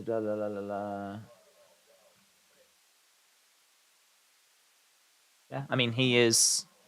Listen, he is. His mother was adopted, but she was adopted into that family. So he is part of that family. If you want to get into the nitty-gritty of, does he have that family's blood in his veins? I mean, I think we're just nitpicking, to be honest. But he wasn't adopted.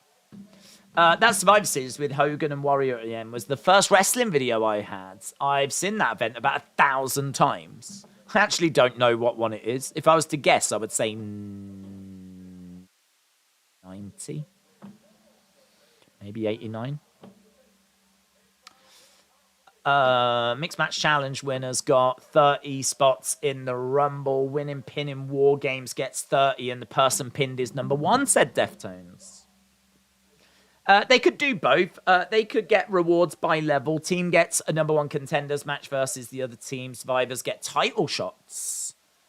Yeah, I agree. There's stuff they can do. I think that's our big takeaway. There's definitely things they can do. Red Riding Hood was the Rock's daughter. She looks amazing with Joe Gacy.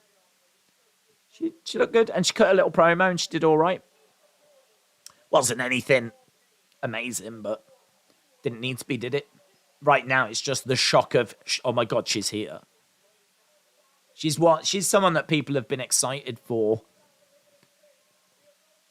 Oh, senton by Dragunov, knees up by JD. This is a good main event, by the way. We're not doing this match any justice whatsoever.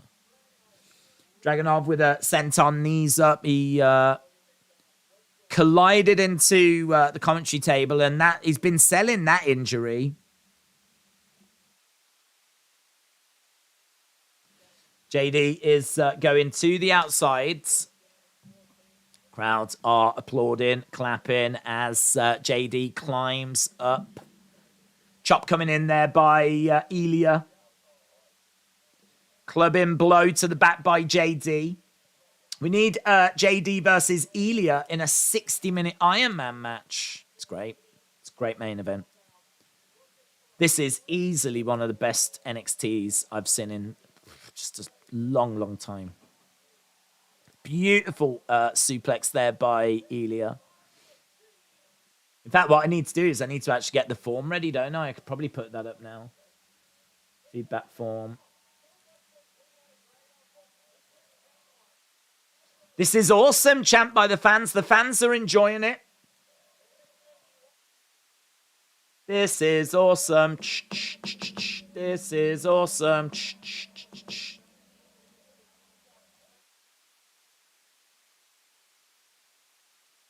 we go. KO TV said this is the best NXT in months. So many shocks and title matches. Hyped for this show. Heavily funny too. Yeah, our truth, man. Right, that is the voting form. So you've got, whilst the stream is up, to vote. I don't think there'll be anything that should be changing your opinions, really, at this stage. Dragunov is down, and JD pulling on the face. Dragunov trying to get some shots through, but JD in control. Look how red his neck is. Dragunov gives everything, man. Look how red, like his neck's bright red. So intense. Look at the blood. Look at the blood coming out of his nose and his mouth and everything. Dragunov looks to be out. Dragunov looks like he's out. Oh, what? JD wins. Look at the blood coming down his nose. I think it's coming out of his mouth. Oh, my God. Look at his nose and his face. Wow. I think that's a capsule. Is that a capsule?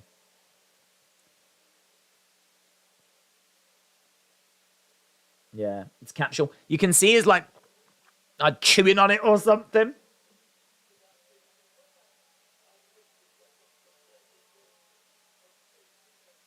So JD with like a crossface move and blood, I tell you, in the main event.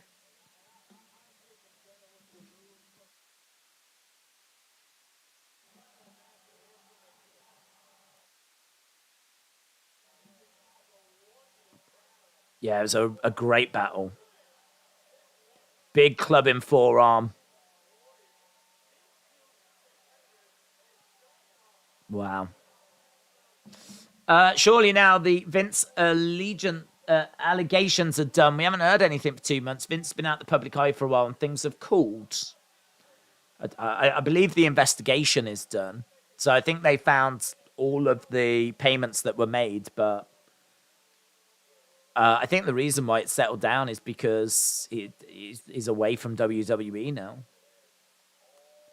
I don't know that there's any other allegations that are going to come to light or anything along those lines, but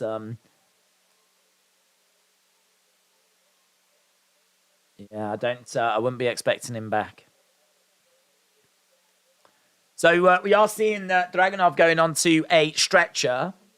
Dragunov bleeding, said Hayden. Stretcher time. It's a great match. What a show. It's just brilliant. It's brilliant. I don't want to say I give him hard times. I like to think I'm fair. But, God, I mean, if you compare Halloween Havoc to this show, it's flipping night and day. We just got 3 really solid in-ring matches here. Just really from start to finish solid. Some great surprises in between as well. Just brilliant. Just brilliant. Really impressed I am with tonight's show. Really, really impressed. Mate, if you want to get your thoughts across, get them across by clicking on the link at the top. My plan is that I'm not going to do... I mean, I've already done the video for Ava Rain, of course, which is, for me, the biggest talking point tonight.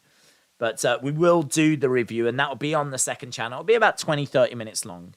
And we'll go through every match and all of the different moments.